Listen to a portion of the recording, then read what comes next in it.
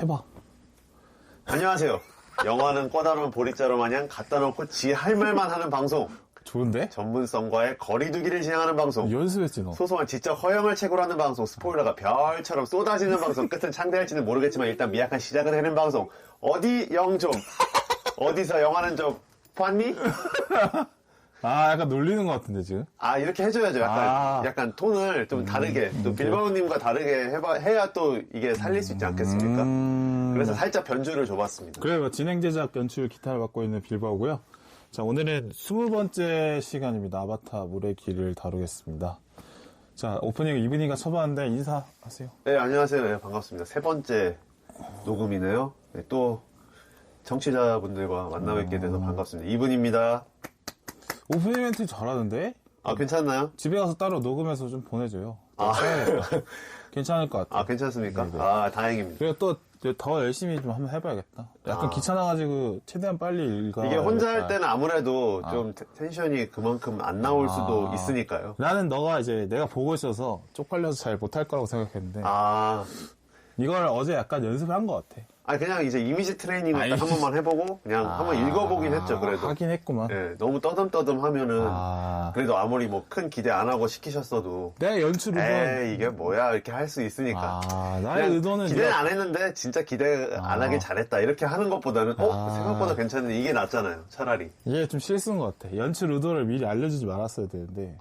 아니 근데 뭐 연출 의도를 알았어도 예, 저는 한번 다르게 해봤을 것 같다는 그래요? 느낌이 잘했네. 있습니다. 자, 올빼미 편 이후에 한 달 만인데 올빼미 그쵸. 편 조회수 제가 알려줬죠. 야, 그 마지막으로 어떤 거요? 마지막으로 알려주셨을 때가 2127? 2000을 넘었어요? 2127. 오, 우리 청취자분들 정말 감사합니다. 예, 이렇게 잘 될 줄은 사실은 좀 몰랐어요. 왜냐하면은 이게 우리가 올빼미를 좀 빨리 캐치를 해서 좀 빨리 그치, 업로드를 했다라는 좋았지. 생각을 했는데 이렇게 뷰가 막 이렇게 많이 들어주신 줄은 또 몰라가지고 네 그래서 막 실시간으로 이제 빌바오님께서 이 방송에 이 인기를 좀 저한테 알려주셨는데 너무너무 감사드리고 또 한국에서뿐만 아니라 또 해외에서도 들어주시는 분들이 한두 분 정도 계신 것 같아요. 각 국가에 한 분씩은 있는 것 같아요. 그분들께도 이 방송이 조금 한국 영화를 이제 뭐 해외에서 들으실 테니까 한국 영화를 이제 소식이 궁금할 거 아니에요. 그분들에게도 조그마한 또 좀 도움이 되는 방송이 될 수 있지 않았나. 그래서 좀 뿌듯합니다. 아이템도 좋았고 저희가 또 녹음도 내용 있게 좀 잘했고 해서 녹음 내용도 시간도 길었고 준비도 많이 했었고 그죠? 그쵸. 저도 영화를 2번이나 보고 그래서 또 너무 좋은 영화를 2번씩이나 볼 수 있어서 좋았고 2번이나 봤었어? 네, 2번이나 봤죠. 2번 보고 참 괜찮은 영화다. 오랜만에 한국 영화에서 조금 패기 있는 영화가 나왔다.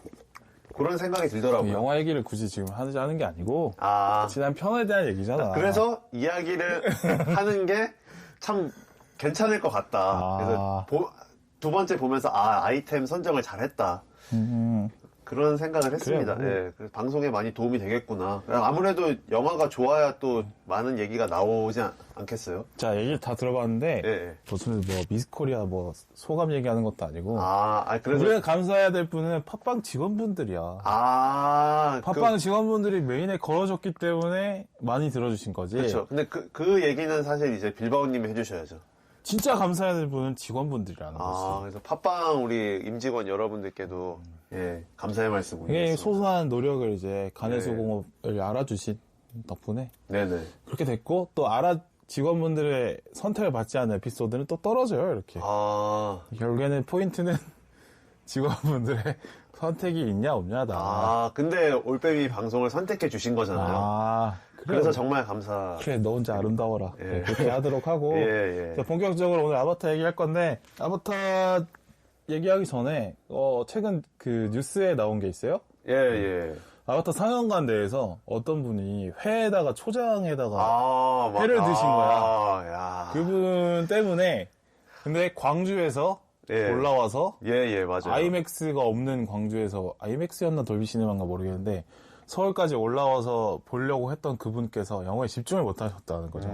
그러면 KTX 왕복으로 하면 4만원씩 해서 8만원에 영화 2만원, 2만 5천원 이렇게 하니까 또 뭐 식비 뭐 이런 거 하면 한 12만원 쓰신 거거든? 네네. 근데 12만원 짧게 적어도 12만원? 이렇게 할 수 있는데 그분은 이제 그렇게 날렸다는 생각을 하실 수 있게 됐죠. 어떻게 생각해요, 이거? 초장에 회 먹는 거, 영화관에서. 그러니까 사실은 이제 이렇게 좀 인기가 많은 작품들은 워낙 다양한 관객들이 오니까 참 여러 일들이 있고 영화 커뮤니티 후기만 봐도 이제 좀 블록버스터 후기들 보면 정말 이상한 관객들이 많이 오는 이른바 빌런, 상영관 빌런. 그래서 정말 상영관에서 이것까지 먹네 하는 분들의 후기를 많이 봤거든요. 물론 그분들이 직접 올린 건 아니고 그분들에게 피해를 받으신 분들이 후기를 올리신 거일 텐데 근데 회까지 나온 거는 또 처음 보는 것 같아요. 그리고 밀면도 드셨다 그러더라고요. 그래서 나 밀면은 그래도 냄새 안 나니까 이해는 할 만하다. 근데 소리가. 소리 때문에. 근데 밀면은 사실 5분 컷이거든요? 어쨌든. 근데 영화 상영 중에 보면 사실. 그래요. 핸드폰 벨소리도 거슬리는데. 면 치는 소리 얼마나 거슬리겠어요. 그러니까 또 한 번 신경 쓰이면 그 관객의 그 빌런의 뒤통수를 보게 돼 있어. 네, 그죠? 맞아요. 신경 쓰이죠. 자, 그러면 우리 이분이가 생각하는 영화관에서 취식 허용 가능한 음식물의 범위 어디까지 보십니까? 저도 생각을 해봤는데 그냥 단순한 것 같아요. 영화관 매점에서 파는 것들만 먹으면 될 것 같아요. 영화관 매점의 지시를 따라라?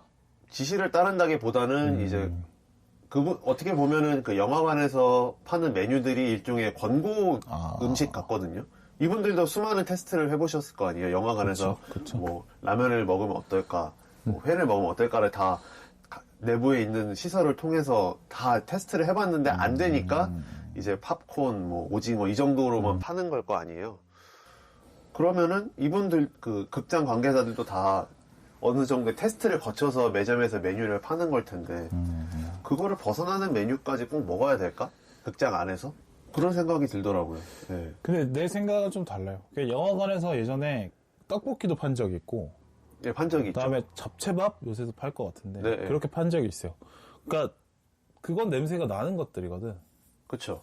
그러니까 영화관에서 판다고 해서 영화 관람에 방해되지 않는 수준의 음식이다라고는 생각할 수 없는 것 같아요. 왜냐면 영화관이 원하는 거는 수익 극대화지. 그렇죠.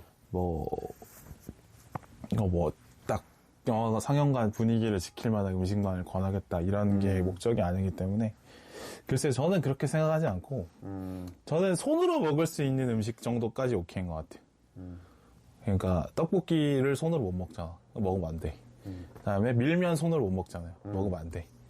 회랑 초장 손으로 못 먹잖아요. 네, 못 먹죠. 먹으면 안 돼요. 그러니까 우리가 이른바 손으로 먹는다는 게 정해져 있는 음식들, 뭐 과자랄지, 뭐 팝콘, 뭐 오징어, 뭐 이런 것까지 허용이 돼야 될 것 같다는 생각이 듭니다. 예를 들어서 뭐 손으로 뭐 케이크를 퍼먹어.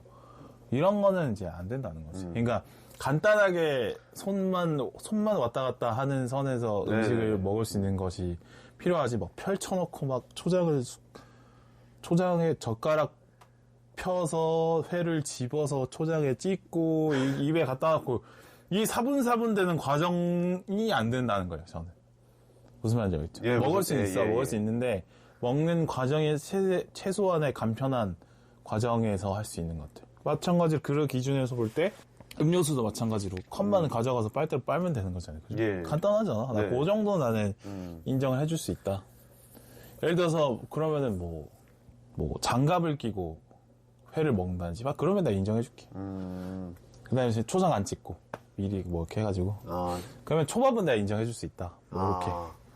그 실제로 헤어질 결심 상영 당시에 그 헤어질 결심에 초밥을 먹는 장면이 나오거든요. 있죠. 실제로 그 초밥 먹는 장면이 나올 때 초밥을 꺼내서 드신 분이 있다고 하더라고요. 나는 뭐 이해합니다. 그건 이해할 수 있습니다. 왜냐하면 손으로 먹을 수 있잖아, 초밥.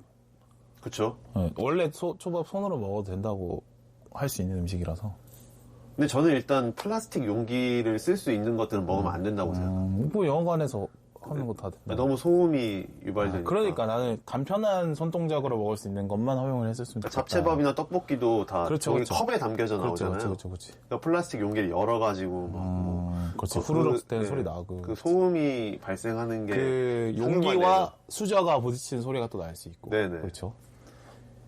그래서 기본적으로 사실 영화관에서 그런 정식들을 먹는 게 영화 보는 것에도 손해고 음식 먹는 그렇죠. 것에도 전 손해인 것 같아요. 정식을 왜 영화관에서 먹어? 그죠?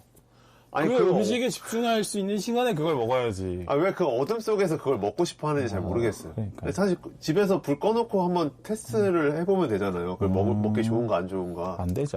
그거. 그러니까 회처럼 메인 메뉴를 왜 메인 디시에 해당하는 음식을 왜 영화관에서 먹냐는 거죠. 메인 디시가 그렇죠. 영화인지 회인지를 정해야 되는 건데. 그렇죠. 둘 다 이건 솔직히 말해서 제 둘 다 이제 기준에서는 그 초장에 쳐서 먹으니까 그거를 좀 문제가 되는 것 그런 같고. 언어 유희 좀 안 했으면 좋겠습니다. 아. 그런 어떤 나는 이 오래된 친구로서 말하는 거예요. 그 음운 유사성에 기초한 개그는 정말 핫타치야. 정말 우리가 경계해야 돼. 우리가 개그를 칠 때 그 맥락과 흐름과 분위기와 표정과 원초적인 거를 이런 걸 복합적으로 녹여서 필요가 있어요 또. 아니 그걸 해야지. 0.1% 0.2% 그런 분들이 있을 수 있기 때문에. 그러면 이 개그를 하는 너와 알겠습니다. 개그를 듣는 이 최대한- 청취자 분들도 아니 이걸 한번 제가 생각해보세요, 사실은 이거. 개그로 한 것은 아니고 이제 처먹는다라는 표현이 조금 센 발언일 수 있으니까 그걸 좀 중화시키려고 한 거였고요. 이미 내 개그의 근데 이제 설명이 빌바오님이 들어간다는 호스트이기 게. 때문에 호스트 마음에 들지 않으면 이거는 이제 하지 않는 게 좋죠. 이거 녹음이랑 상관없이 내 개그 철학입니다. 이런 거는 그 음운 유사성에 기초하는 순간 아재가 근데 되는 이거를 거예요. 너무 이제 오래 지적을 하니까 사실 이제 분량의 문제도 있기 때문에 바로 이제 본론으로 들어가시죠. 분량을 지금 잡아먹는 건 너가 지금 분량을 계속 잡아먹고 있어. 그거는 내가 알아서 할게요. 알죠? 알겠습니다. 그 어쨌든 간에 뭐 어때? 하여튼 그거는 내가 좀 네네. 오래된 친구로서 내 그러니까 조언 이제 드린다. 회를 초장에 찍어서 먹지 말자 극장에서 그런 취지였습니다. 그러니까 그 손으로 간단한 손동작으로 먹을 수 있는 것만 먹자. 네, 그러면 그거 동선을 좀 괜찮았습니다. 최소화해서 영화에 집중을 하자. 그렇지. 이제 손이 움직이는 것도 눈에 들어오기 때문에 뒷좌석에서는. 그 본인도 신경이 쓰이고. 그럼요. 그러니까 영화에 집중하려고 영화관 가는 건데 왜 굳이 그렇게 하는지 모르겠어요. 네, 그죠? 저도 굉장히 아쉬운 소식이었습니다. 네. 자, 영화 얘기로 들어가죠. 네. 이번 영화 감독부터 쭉 한번 소개해 주시죠. 감독님은 이제 워낙 유명한 제임스 카메론 감독님이시고 아바타 2를 만드셨는데 전작이 아바타예요. 2009년에 나왔으니까 13년 만에 오래 쉬셨네. 후속편이 나온 건데 타이타닉과 아바타의 간격도 12년이었거든요.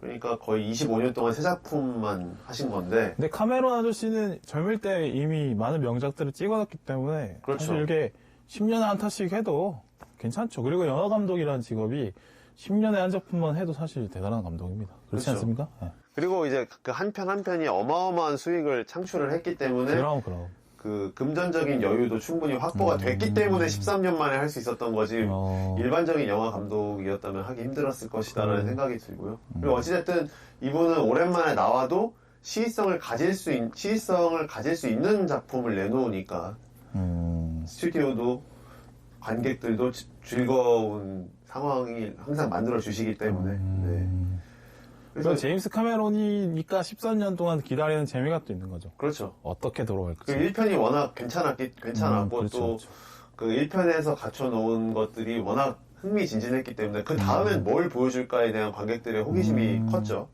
그래서 13년을 사람들이 기다릴 수 있었던 것 같고 그리고 이게 또 엄청 오랜 기간을 거쳐서 저희에게 왔어요. 이 아바타 물의 길이. 왜냐하면 아바타 1편이 성공을 하고 2, 3편을 만들겠다고 발표를 한 게 2010년이니까 2010년도에 이제 14년에 개봉을 하겠다라고 발표를 했어요. 발표를 했는데 각본 작업을 하다 보니까 이게 2, 3편만으로 안 된다. 4, 5편까지 하겠다. 그래서 원래는 그럼 2편에서 끊을 생각이었는데 그러니까 3편에서 끊으려고 한 거죠. 3편까지만 만들어 보려고 했는데 이게 쓰다 보니까 할 얘기가 너무 많아진다. 그래서 각본 작업을 더 해야 될 것 같아서 2년을 더 미뤄요. 16년으로 미루고. 그러면 5편까지 늘어났으니까 뒤에 앞뒤 얼개를 다 맞춰야 되니까 그렇죠. 더 길어지는 거죠. 더 길어지고. 그런데 이제 이분이 각본만 신경 쓰는 게 아니고 뭐 프로덕션 전체를 신경을 쓰고 또 영화를 위해서 새로운 제작 환경을 만드는 것에도 관심이 많은 분이다 보니까 연기가 계속 되는 거죠. 그래서 실제 아마 2편 촬영은 2017년 후반인가 했을 거예요. 아마 시작을. 그러니까 계획에 한 7년 있다가 그래서 17년에 시작을 해서 18년에 촬영을 끝내고 20년에 개봉을 할 계획이었는데 코로나 문제도 있고 또 후반 작업 문제도 있어서 1년씩 미루다가 이제 2022년 12월에 딱 개봉을 하게 된 거죠. 이게 자세하게 정리되어 있는 사전도 있는데 그래도 이거를 안 짚고 넘어갈 수는 없을 것 같아서. 왜냐하면 워낙 뭐 아바타2 나오냐 언제 나오냐 뭐 저는 그 생각도 했어요. 원빈이 다음 작품을 찍는 게 빠를까 아바타2가 나오는 게 빠를까 그 생각도 했었거든요 사실. 왜냐면 원빈도 2010년 아저씨를 찍고 후속작이 없었단 말이죠. 그래서 이게 진짜 나오긴 나오냐 진짜 뭐 그냥 이름만 계속 남고 실체는 우리가 확인할 수 없는 그런 작품이 되는 거 아니냐 이런 얘기가 많았는데 어찌됐든 이제 2편을 갖고 나왔고 또 3편까지 동시에 제작이 됐기 때문에 아마 3편은 더 미뤄지지 않고 2024년도에 나올 것 같아요.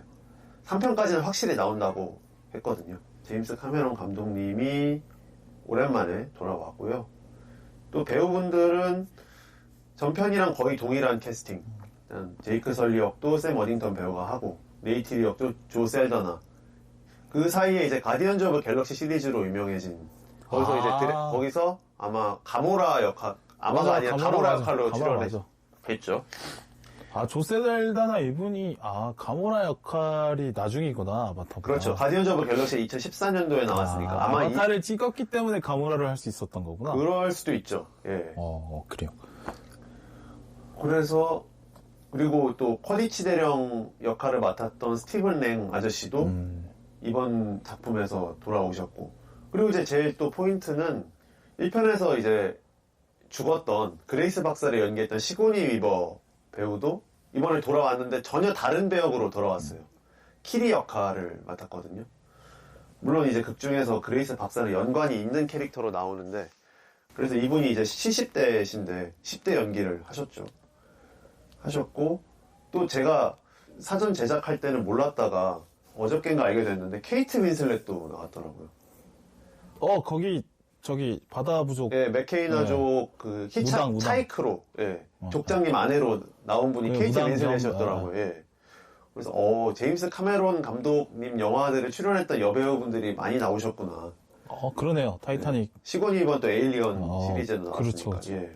근데 그리고 또 나머지 배우들은 거의 신예급으로 구성을 해가지고 굳이 영화인데 돈 쓸 필요 없죠. 예. 그렇죠. 그러니까 이분은 확실히 본인의 비전을 보여주기 위해서 제작비를 썼다라는 게 느껴지더라고요. 제작비 얘기를 이제 할 건데, 제작비가 마케팅비까지 포함해서 6억 달러, 한국 돈으로 7,500억 정도 들었어요. 들었는데 이게 정확한 손익분기를 밝히지 않더라고요. 제임스 카메론 감독님이. 뭐 얼마까지, 어느 인터뷰에서는 얼마까지 벌어야 된다, 어느 인터뷰에서는 이만큼 벌어야 뭐가 나온다, 이렇게 얘기를 하더라고요.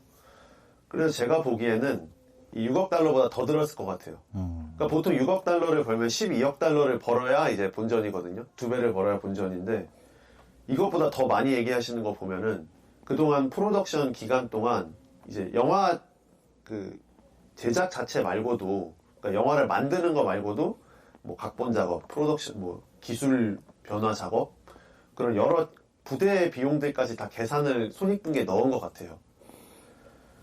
그러니까 정확하게 금액이 산정이 안 되는 이유는 인프라 구축에 돈을 많이 썼기 때문에 네네. 이 금액이 이제 2편, 4편, 5편까지 녹아낼 수 있는지, 그렇죠. 아니면 2편 안에서만 뽕을 뽑아야 되는지 그 차이가 있어서 네네. 2, 3편 안에 뽕을 뽑아야겠다라고 생각하면 손익분기가 올라갈 거고, 그렇죠. 근데 5편까지 흥행이 꾸준히 된다고 하면 인프라에 투자된 비용이 나눠서 분산해서 그렇죠. 낼 수 있으니까 낮아질 거고, 뭐 그런 것 같아요. 네네.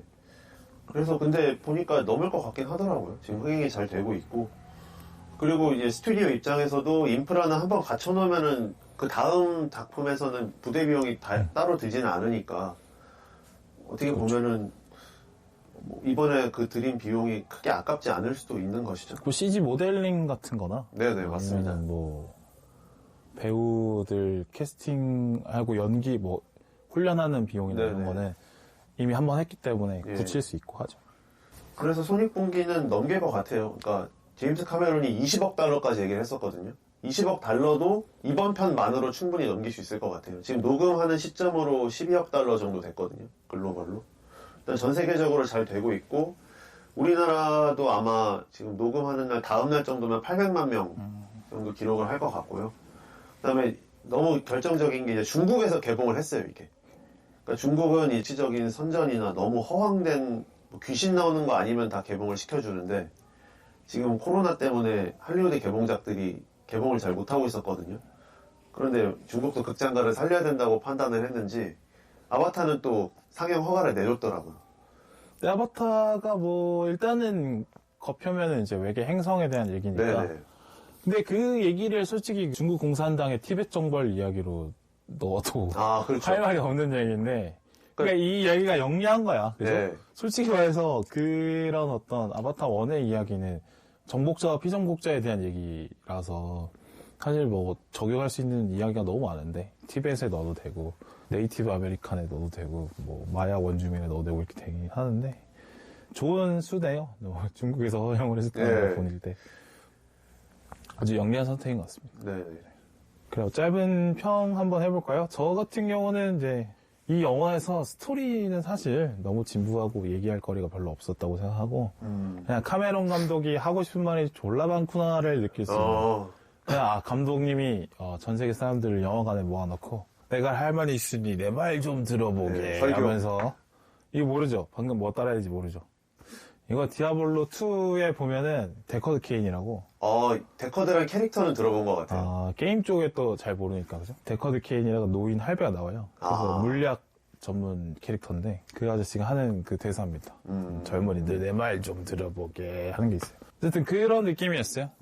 우리 할아버지가, 아직까지 그렇게 할아버지도 아닌데, 어쨌든 간에, 이분이, 전 세계적으로 할 말이 있는 것 같다. 그런 생각이 들었고. 그래서 이 영화에 대해서는 굳이 뭐 스토리가 뭐 나쁘니, 뭐 진부하니, 뭐 똑같은 얘기 반복이니 하는 이런 평가들이 많더라고요.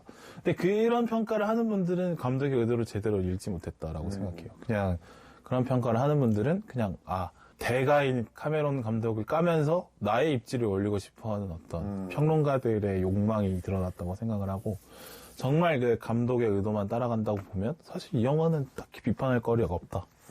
그냥 보고 느끼면 된다. 본 사람, 보지 않은 사람 있을 뿐이지, 이 영화에 대해서 좋게 평가하거나 나쁘게 평가하는 게 뭐 의미가 없다는 게 아니라, 이해를 해야 되는 영화라면 평가가 나뉠 수 있는데, 이거는 이해가 필요한 영화는 아니라고 생각이 들어서. 그 다음에 3D 질이 좋아졌다? 그거 좀 많이 느꼈어요. 많이 좋아졌죠. 제가 그 아바타 1 리마스터를 봤었거든요. 올해. 근데 그때는 좀 힘들었어. 3D가 잘 와닿지 않아서. 3D가 레이어가 구분되는 게 눈에 보여가지고 보는 내내 좀 힘들었거든요. 근데 스토리도 뭐 그냥 좀 진부하고 또 하니까 그랬는데 2의 3D는 아주 괜찮았습니다. 그러니까 이번에 이 아바타 시리즈, 앞으로 나올 시리즈를 위해서 그 소니에게 3D 카메라를 만들어 달라고 요구를 했다고 하더라고요. 그래서 약간 우리가 싱크대 보면은 메타로스 있잖아요. 메타로스가 뭐죠? 그 싱크대에서 물이 나오는데 약간 샤워기처럼 이렇게 뽑아서 할 수 있는.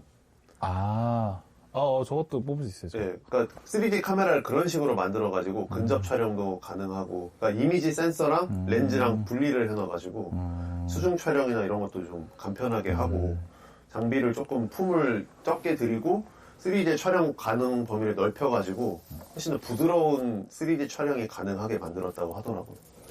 카메라 알못이라 뭔 말인지 잘 모르겠고요. 자, 평가 해보세요. 들어볼게요. 일단 카메론 했다.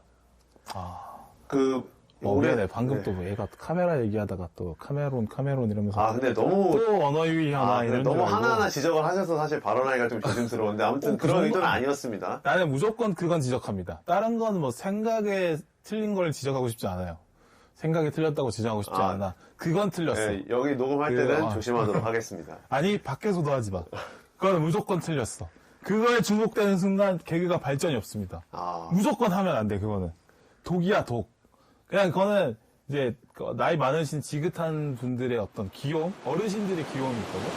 공공일보로 약간 얼렁뚱땅 넘어갈 때나 좀 그렇게 바뀌었었지.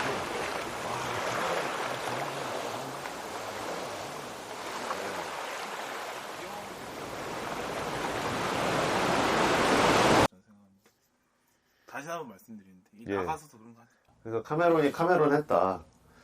그동안 그 긴 시간 동안 카메론 감독이 이번 작품도 성공할 수 있을까라는 모든 우려를 이 작품 하나로 불식시켰다. 게임 체인저의 위험이다. 이걸 느꼈어요. 13년간의 공백도 있었고 본인도 말도 안 되는 비즈니스라고 할 정도로 어마어마한 제작비를 들였고 제작비가 너무 많이 들어서 네. 그리고 또 매년 새해 영화 산업의 흐름도 한번 바뀌고 그런데 그 상황에서 3시간 12분이라는 어마어마한 러닝타임의 블록버스터를 극장에 거는 어떻게 보면 만용에 가까운 행동을 이번에 또 하신 거거든요. 근데 그 만용이 통했다는 카메론 거죠. 입장에서는 내가 낸데 하겠다는데 왜? 이런 식의 느낌이죠. 네, 본인도 뭐 망할 수 있는 비즈니스라고 했을 정도니까. 그래서 근데 그 모든 우려를 뒤집을 정도로 이번 아바타도 확실히 재미가 있었고 저는 이제 뭐 이야기가 딱히 얘기할 게 없다라는 말씀에 부분적으로 동의를 해요. 그러니까 1편만 보면은 사실 전형적인 이야기라고 생각을 했는데 오히려 2편에 접어들면서 더 이야기가 풍부해진 느낌은 있었어요. 캐릭터도 많아지고 또 이제 더 많은 부족, 더 많은 공간을 다룬 작품이다 보니까 그리고 아마 카메론 감독님이 5편까지 극본을 쓰셨다고 하니까 더 판도라 행성 이야기가 궁금해졌어요. 저는 이번 편을 보고. 나는 근데 그 평가에 대해서 이제 반대하는 게 뭐냐면 내가 봤을 때 이거는 공간에 맞춰서 이야기를 끼워 맞춘 것밖에 안 된다고 생각해요. 그러니까 아바타의 공중은 이미 보여줬잖아. 그 판도라 행성의 네. 공중은 보여줬잖아. 이제 바다를 보여줄 차례야. 그러니까 일부러 주인공 가족을 바다 부족과 만나기 위한 스토리를 쓴 거지. 저는 그렇게 봅니다. 그리고 바다 부족의 얘기를 해야 되니까 바다 부족 사람들 당연히 추가가 돼야겠죠. 그러니까 이 공간을 보여줘야 되기 그러니까 우리가 때문에. 그거를 결과를 봤기 때문에 쉽게 얘기하는 걸 수도 있어요. 그래? 왜냐하면은 우리가 직접 세계관을 창조한 게 아니라 창조한 세계관을 목격했을 뿐이어서 조금 더 단순하게 얘기할 수 있다는 생각이 들었거든요. 저는 생각했을 때 이건 스토리가 전혀 중요하지 않습니다. 스토리도. 그러니까 저는 앞으로의 후속편에 대한 스토리에 대한 기대감도 조금 살려놓은 작품이 아니었나 싶고, 그래서 이번 작품으로 뭔가 그냥, 역시 제임스 카메론답게 적당한 이야기를 스케일로 보여줬네라고 하기에는 판도라 행성의 세계관이 생각보다 재밌을 수도 있겠다. 그러니까 우리가 이제 보통은 판타지를 책으로 접하는 경우가 많잖아요. 그래서 그 책을 영화화해서 우리가 미디어로 보는데, 이제 제임스 카메론 감독님은 영화로 직접 처음 보여주는 거잖아요. 이 판도라 행성의 세계관을. 해리포터의 원작 소설이 있는데. 그리고 본인이 직접 각본을 쓰신단 말이에요. 카메론 감독님은. 그래서 판도라 행성의 세계가 이런 게 있구나. 물론 이거를 뭐 보여주기 위한 보여주기라고 볼 수도 있겠죠. 왜냐면 어떤 큰 아이디어를 세팅해 놓고 이번엔 물을 보여줘야지, 뭐 이번엔 사막을 보여줘야지, 이번엔 극지방을 보여줘야지, 뭐 이렇게 한 다음에 짤 수도 있는데 어찌됐든 그거를 설득이 되게 비주얼로 만들어 놓고. 그러니까 그거가 티가 안 나서 그렇지. 예를 들어서 주인공의 서사를 다루기 위해서 공간이 배치되는 게 있고, 그렇죠. 서사에 맞춰서. 예. 제가 봤을 때는 이건 반대라는 거예요. 공간을 맞춰서 서사가 배치됐다는 느낌을 받았다는 거지. 그 차이에요. 그 중점이 어디로 가 있냐가 차이인데. 네네. 저는 봤을 때 공간에 맞춰서 서사를 배치했다고 봅니다. 그것도 의도가 없었다고 할 수는 없을 것 같아요. 네. 그래서 다음 편, 그 다음 편도 아예 그냥 뭐 흘려보내기에는 좀 아까울 수도 있겠다. 물론 뭐 그 다음 편에 또 1, 2편과 비슷한 작법이 나올 수도 있겠지만 더 풍부해진 감이 있다. 그런 생각이 들었습니다. 그래요. 뭐 스토리도 약간 그 액션의 어떤 긴장감을 더해주기 위한 장치로서 어디서 많이 봤던 그 이야기 구조를 딱딱딱 그렇죠. 갖다 붙여놓는 좀 느낌이지. 갖다 쓴 느낌이 있었고. 솔직히 스토리는 이 양반 입장에서는 스토리 껌이죠, 껌. 맞지? 그렇죠. 뭐 그런 생각합니다. 그 블록버스터의 스펙타클을 느끼기 위한 스토리를 만드는 것쯤은 일도 아니겠죠. 네. 왜냐면 이분도 성공 경험이 있고 실제로 그 마지막에 그 전투함 이제 무너지는 바다에서 침몰하는 전투함 그 장면은 타이타닉이랑 터미네이터 2를 짬뽕한 느낌이 들었어요. 그래요. 예. 맞아. 보면 알아. 그래서 근데 또 그거를 판도라 캐릭터들이 하니까 또 새롭게 보이기도 하고 또 여러 갈등 상황을 3가지를 배치를 해놓고 아무튼 다양하게 또 변주를 해주니까 거기에서 오는 재미가 있더라고요. 원 보고 투 봐야 된다? 아니면 볼 필요 없다? 투만 봐도 된다? 어떻게 생각하세요? 빌바오님 어떠세요? 나는 투만 보면 된다. 스토리는 그냥 나무 위키 읽어가도 됩니다. 원을 안 봤다고 하면 그거 상관없습니다. 요약 보는 좀 추천드리지 않지만 그걸 보셔도 되고 스토리만 그러니까 이해해야 된다고 하면 그러니까 굳이 이 영화를 위해서 1편을 다시 보거나 하는 수고를 드릴 필요까지는 없는 것 같다. 전혀 필요 없다. 전혀. 스토리가 중요한 영화가 아니라니까. 그렇죠. 예. 근데 저도 이제 빌바오님 말씀에 부분적으로 동의를 해요. 왜냐면은 이번 편을 그냥 따로 놓고 아바타 1편이 없고 아바타 물의 길이라는 독립적인 작품이 있다라고 생각을 하면 그냥 이전에 이런 일이 있었을래나? 이 정도의 생각만 갖고도 충분히 볼 수 있었던 것 같아요, 이번 작품도. 그러니까 2편에 나왔던 주요 인물들을 이해하는데 전혀 어려움이 없어요. 네네. 1편의 이야기를 몰라도 알 수 있어. 왜냐하면 2편에 나왔던 주요 캐릭터들이 전부 다 스테레오 타입에 벗어나지 않는 캐릭터가 없기 때문에. 그리고 1편에 등장하지 않은 캐릭터들이 더 많고. 그렇죠. 예. 그리고 두 주인공의 이야기도 1편과 엄청나게 연동이 된다 이런 것도 없었어요. 아예 공간이 달라지니까 예. 그렇긴 한데 근데 이야기 틀은 똑같아 1편이랑 2편이랑. 그렇죠. 거의 차이가 없고 이제 뭔가 많이 추가되었다. 갈등 요소가 많이 추가되었다. 그러니까 이방인이 인 것 같아요. 예. 이방인이 새로운 부족이 들어가서 적응하는 이야기잖아요. 네. 텃세 견뎌내고 이런 얘기 얼마나 많습니까? 그렇죠. 그렇다고 봅니다. 그래서 제임스 카메론 감독님도 이제 스탠드 언론이라는 얘기를 하시더라고요. 그러니까 이제 후속편이 이제 요즘에 할리우드 후속편들이 계속 윌비백 이런 거 많이 하잖아요. 돌아온다 해가지고 연관성을 계속 강조를 하니까 사람들이 조금 이제 피로를 느끼기 시작했잖아요. 그래서 그런지 몰라도 독립성을 되게 강조를 하시더라고요. 그러니까 3편도 1, 2편을 몰라도 충분히 볼 수 있게 짜놨다라고 얘기를 하시더라고요. 근데 원래 영화가 그렇게 만들어야 되는 게 맞죠. 그렇죠. 그러니까 최근에 마블 영화들이 히어로물 계속 때문에 이제 연결성을 강조하다 보니까 그렇게 왔는데 사실은 우리가 아는 시리즈 영화들 많잖아요. 네. 007도 그렇고 네. 러시아 시리즈도 있고 여러 가지 시리즈가 많은데 안 봐도 다 재밌게 볼 수 있어야 돼 원래. 그렇죠. 영화는 원래 그렇게 만드는 게 맞죠. 1, 2편을 저도 1편을 안 봐도 충분히 재밌게 보실 수 있다라고 얘기를 드릴 수 있을 것 같고, 근데 다만, 이 인물 간의 관계들, 그리고 이 제이크 설리가 왜 이런 선택을 하고, 그럼 제이크 설리 아내 네이티리는 왜 이렇게 하는지를 좀 더 알고 싶은 분들도 있을 거 아니에요? 그분들의 욕구를 충족시키려면 1편은 볼 필요도 있을 것 같다. 보면 좋죠. 네. 근데 만약에 1편을 볼 시간은 없는데, 내가 약간 피곤해. 네. 그럼 그냥 잠을 더 자고 영화관에 가는 게 낫다. 이런 생각을 합니다. 그리고 2편에 이번에 또 캐릭터가 많아졌기 때문에 3편을 그냥 온전히 3편만 갖고 볼 수 있을까라는 생각도 들더라고요.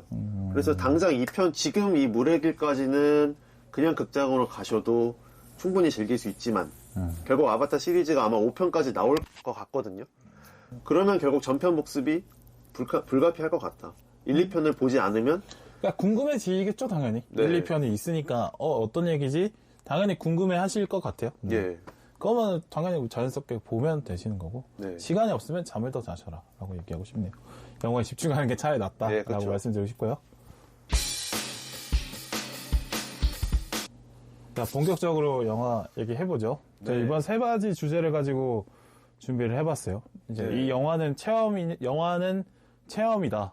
라는 거에 대한 얘기 하나 해보고, 그 다음에 제임스 카메론 이 아저씨 왜 이러나에 대해서 한번 얘기해보고, 마지막으로 이 아바타2 이후로 영화 시장은 어떻게 되었느냐에 대해서 얘기를 해보죠. 첫 번째로 이 영화는 체험이다. 아니다. 영화는 체험이다. 아니다. 에 대해서 얘기를 해볼게요.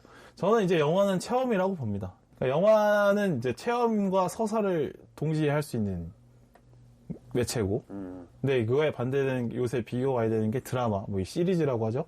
근데 여기서는 드라마는 서사는 잘 즐길 수 있는데 체험은 좀 불가능해요. 이 차이가 뭐냐? 그러니까 물론 모든 것이 컨텐츠를 소비하는 것이 간접 체험이라고 하긴 하는데, 제가 여기서 말하는 체험은 간접 경험을 넘어서서 약간 좀 몰입되는 수준까지 갈 수 있는 정도. 간접 경험이지만 강도가 좀 강렬한, 이른바 좀 몰입할 수 있는 환경에서 볼 수 있는 어떤 거를 저는 이제 여기서 체험이라고 말하는데, 드라마는 사실 몰입돼서 볼 수 있는 환경에 놓이는 경우는 잘 없죠. 그냥 집에서 보거나 누워서 네. 보거나 핸드폰으로 시청 환경이 보거나, 다르다 보니까 시청 환경에 대한 차이 때문에 그래요. 그다음에 시청 시간에 대한 차이도 있죠.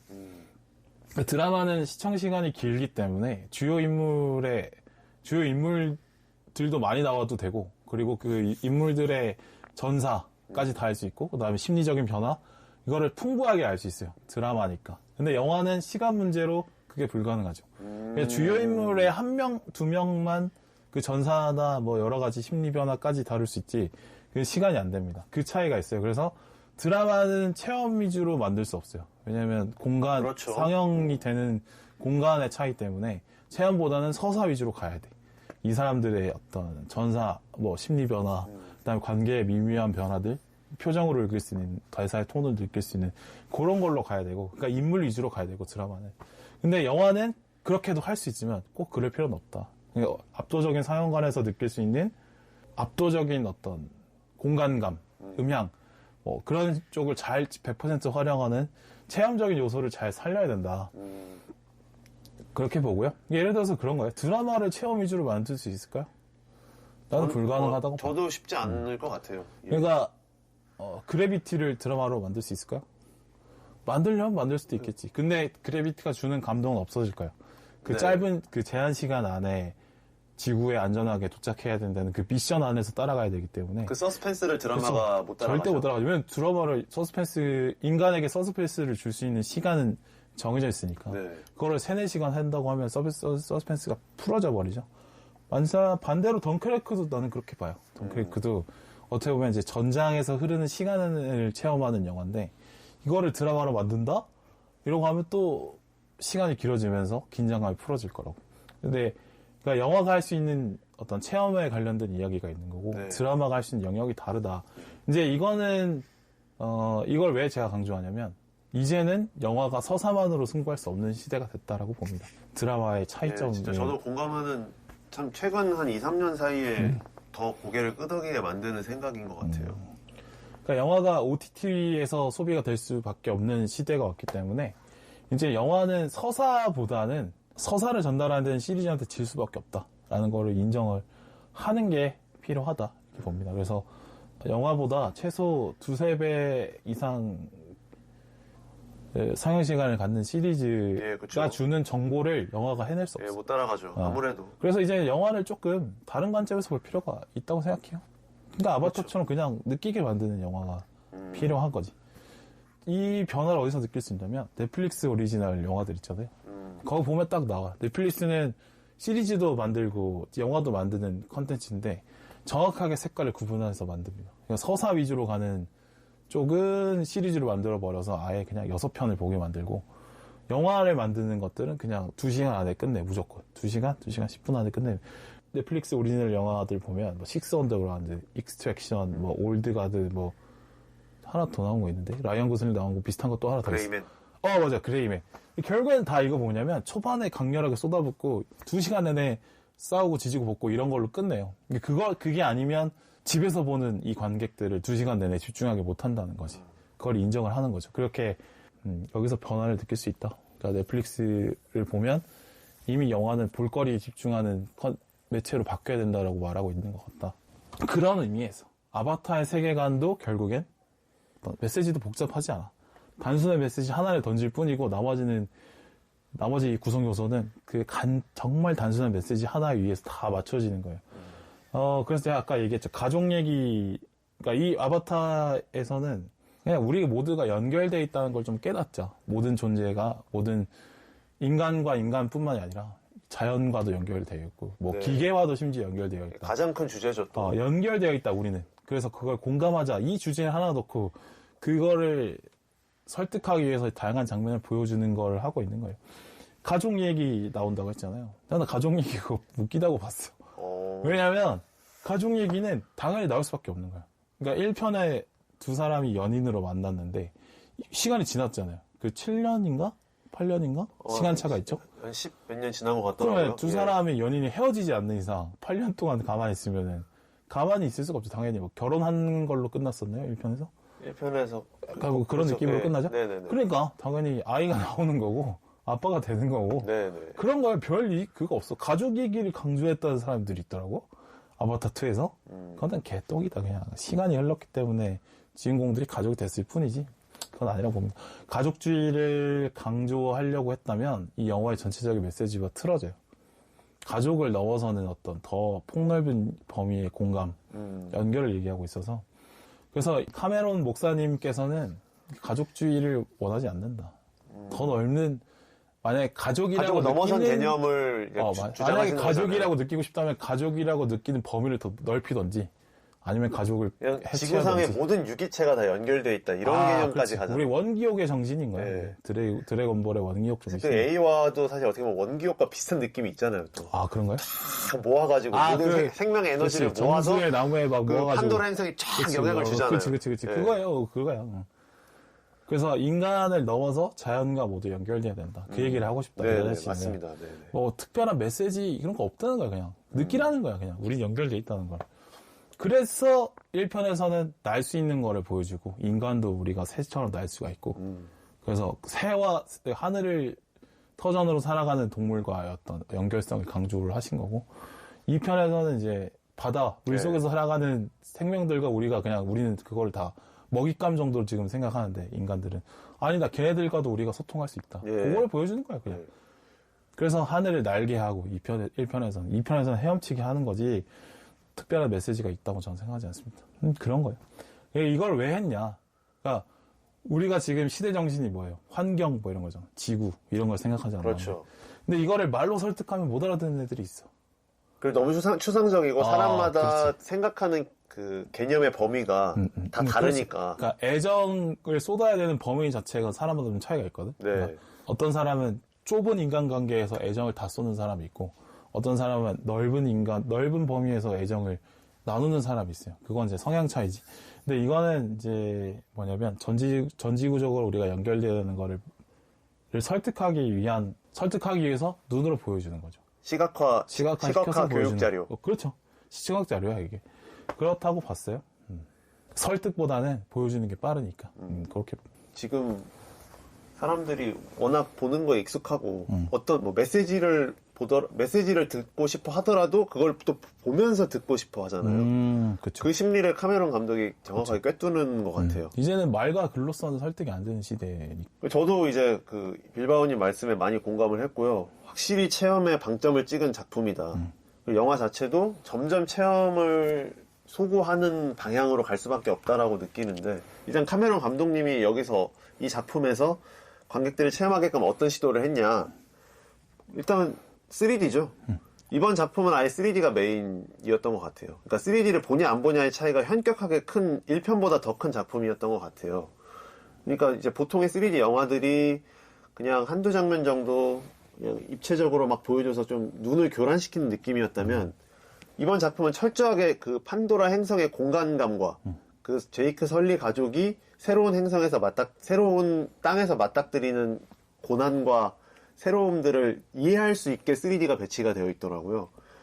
그 점이 인상적이었고, 그리고 일단 기본적으로 3D가 1편보다 훨씬 더 편안해지고, 정말 이 3D로서 그러니까 내가 아까 말씀하신 대로 카메론 목사님이 말씀하시는데 필요한 요소가 3D인 거예요. 이 3D가 우리가 안경을 쓰는 불편함이 있잖아요. 3D 안경을 써서 그걸 봐야 되는데 그 불편함을 최소화시켜주려고 이번에 제작을 할 때 굉장히 밝기를 올려서 제작을 했더라고요. 아예 처음부터. 그러니까 일반 영상기 상으로는 명도를 못 따라가니까 기본적인 제작을 아예 명도를 확 높여서 해버렸더라고요. 그래서 저는 이제 일반 상영관에서 3D를 봤는데 일반 상영관에서 봐도 굉장히 훌륭한 3D가 나왔더라고요. 이 정도 밝기면 야 진짜 카메론 감독님이 정말 3D를 집중해서 보여주려고 했다. 3D로 이 물속 세계를 관객들에게 정확하게 체험시켜 주려고 했다. 그런 생각이 들었고요. 3D 교과서를 약간 쓰려고 하는 느낌도 있는 것 같아요. 네네. 그러니까 영화가 이제 2D에서 벗어나서 3D라는 장에 들어가야 될 텐데 이제는 메인 활동 영역을 그거에 대한 어떤 교과서 요거를 좀 쓰려고 하시는 교본을 교보제가 된 것 같아요. 네. 그리고 이것도 빌바오님이 말씀해 주신 거지만 이야기가 사실 뻔하잖아요. 너무 뻔하지. 뻔하지만 그 메시지를 위해서 그 뻔한 것들도 즐기게 만들어버리는 거죠. 아까 가족 얘기 했잖아요. 예. 가족 얘기 이거 미나리의 가족이랑 캐릭터 똑같아. 봐요. 그쵸. 아니 뭐 어느 가족 영화에 갖다 붙여도 엄격한 아버지, 예. 자애로운 어머니, 예. 엄부 자모 밑에서 자라는 아이들. 그러니까 사실 그 이번에 제이크 설리 캐릭터가 저는 뭐 좀 여담이지만 너무 투박하다고 생각했거든요. 그러니까 정확하게 카메론의 메시지를 전달하기 위한 도구. 제이크 설리가 뭐 아빠는 이래야 돼. 막 너무 이런 얘기를 자주 하니까 카메론 감독님의 약간 프로파간다가 너무 서려 있다. 뭐 이런 생각이 들었는데 아무튼 그런 뻔한 거를 우리가 알면서도 이 카메론 감독이 얘기하는 바가 있으니까 그거를 유도할 수 있도록 좀 이야기를 뻔하게 설계를 해놓은 것 같은데 그리고 그래서 저는 그 장면이 가장 기억에 남아요. 이제 맥케이나족으로 망명을 와서 그 제이크 가족들이 이제 물속 생활을 적응하는 장면들이 오래 나오잖아요. 튜토리얼 장면이. 자, 나 근데 망명 왜 오는지 난 이해가 안 되던데. 그러니까 스토리만 보면 망명 가는 거 좀 웃기지 않아요? 아, 그러니까 그게 왜 망명을 아니 가냐면 거기까지 부족장을 먹었는데 왜 트루크 막토까지 됐는데 왜 망명을 가? 끝까지 싸워야지. 그러니까 제이크 설리의 위치가 노출이 됐고 뭐 본인의 위치가 노출이 되면 그러니까 이 오마티카야족이 전체가 위험에 빠질 것 그건 알아. 같으니까. 그 설명이 되는데 예. 그래도 납득이 안 된다는 거야. 그렇잖아요. 그냥 그럴 거면 아예 다른 데로 계속 도망을 다니는 게 맞지. 그러니까 그래서 이번 편에서 제이크 설리가 크게 느끼는 게 무조건적인 평화는 결국 문제를 해결할 수 없다라는 결론으로 끝났기 때문에 예, 그런 알았어. 설정을 해놓은 것 같아요. 오케이. 예. 그래서 이 물속 생활을 배우는 게 되게 시간이 많이 투자를 하더라고요. 아, 그러니까 그걸 보여주기 위한 영화니까. 예, 그 장면을 엄청 보여주더라고요. 막 뭐 맞아. 제이크 설리대로 네이티리대로 그 두 맞아. 아들대로 뭐 심지어 막내딸도 막 그 물속에서 그 물속 생물들과 교감하는 장면이 엄청 많이 나오잖아요. 이거를 이렇게까지 보여줄 정도인가 싶을 정도로 많이 보여줬는데 그거를 보여준 것 자체가 어차피 이거는 사실 생략해도 그만이지만 물속 세상을 보여주려면 이런 장면들이 필요하잖아요. 당연히 그렇지. 그래서 관객들에게 이거를 정확하게 전달을 해주려고 여기까지 다 해놨구나 그 생각이 들어. 그리고 이제 그 후반부의 서스펜스 더 이제 강력해진 인간족들과 또 그 인간들을 상대하는 나비족들을 보여주기 위해서 후반부 장면도 굉장히 길게 보여주잖아요. 전투 장면도. 이분이 관객들을 그 판도라 행성에 완전히 들어가게 만들려고 했구나.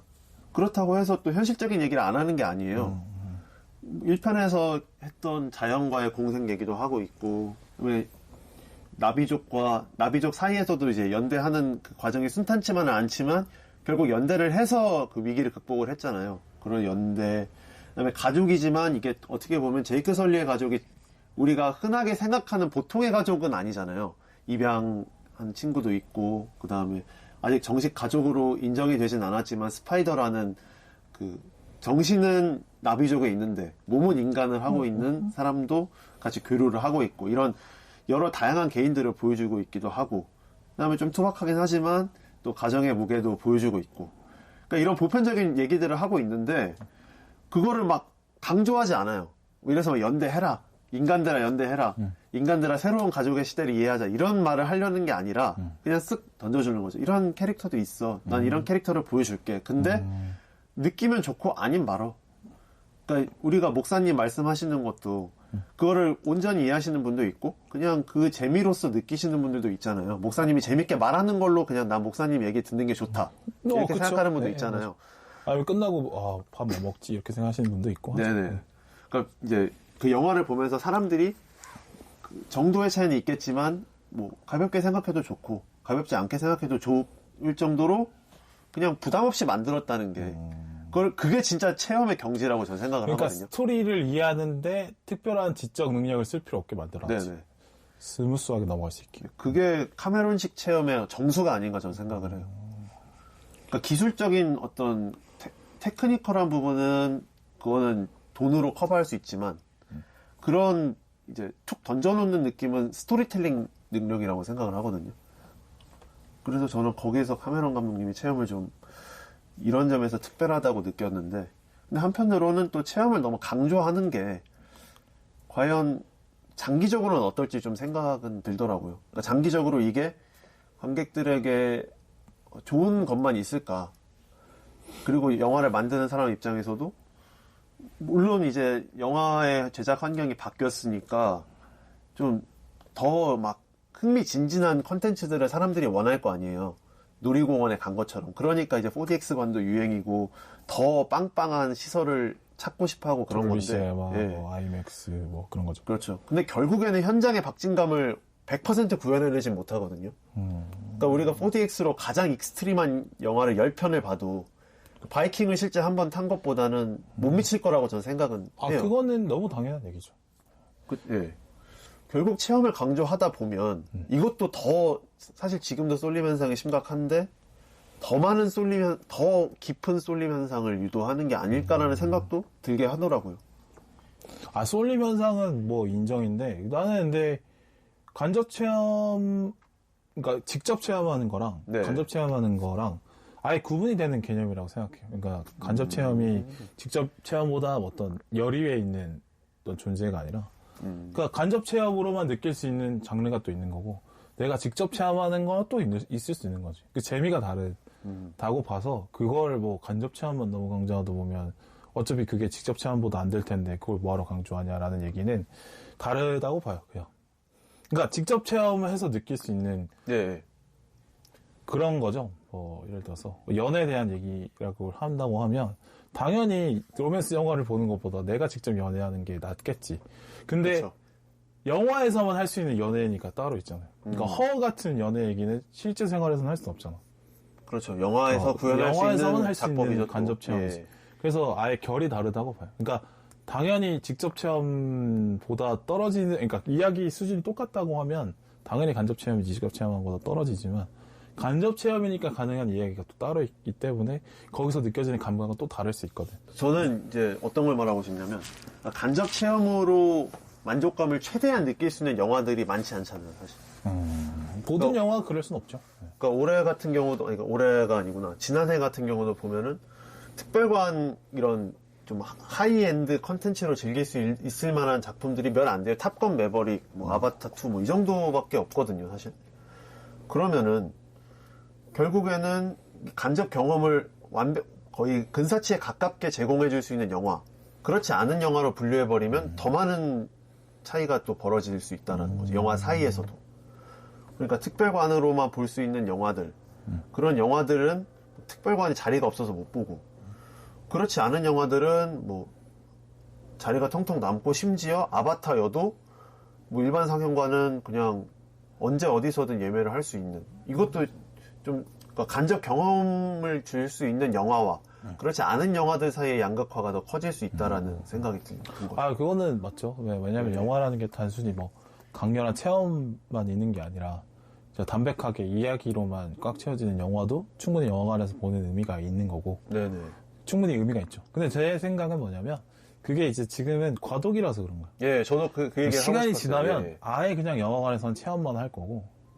아예 그쪽으로 갈 거예요. 예를 들어서 뭐 홍상수 영화 같은 영화들이 이제 더 이상 영화관에서 볼 일이 많이 없을 거라는 생각이 들어요. 시간의 문제지, 과도기의 문제라고 봐요.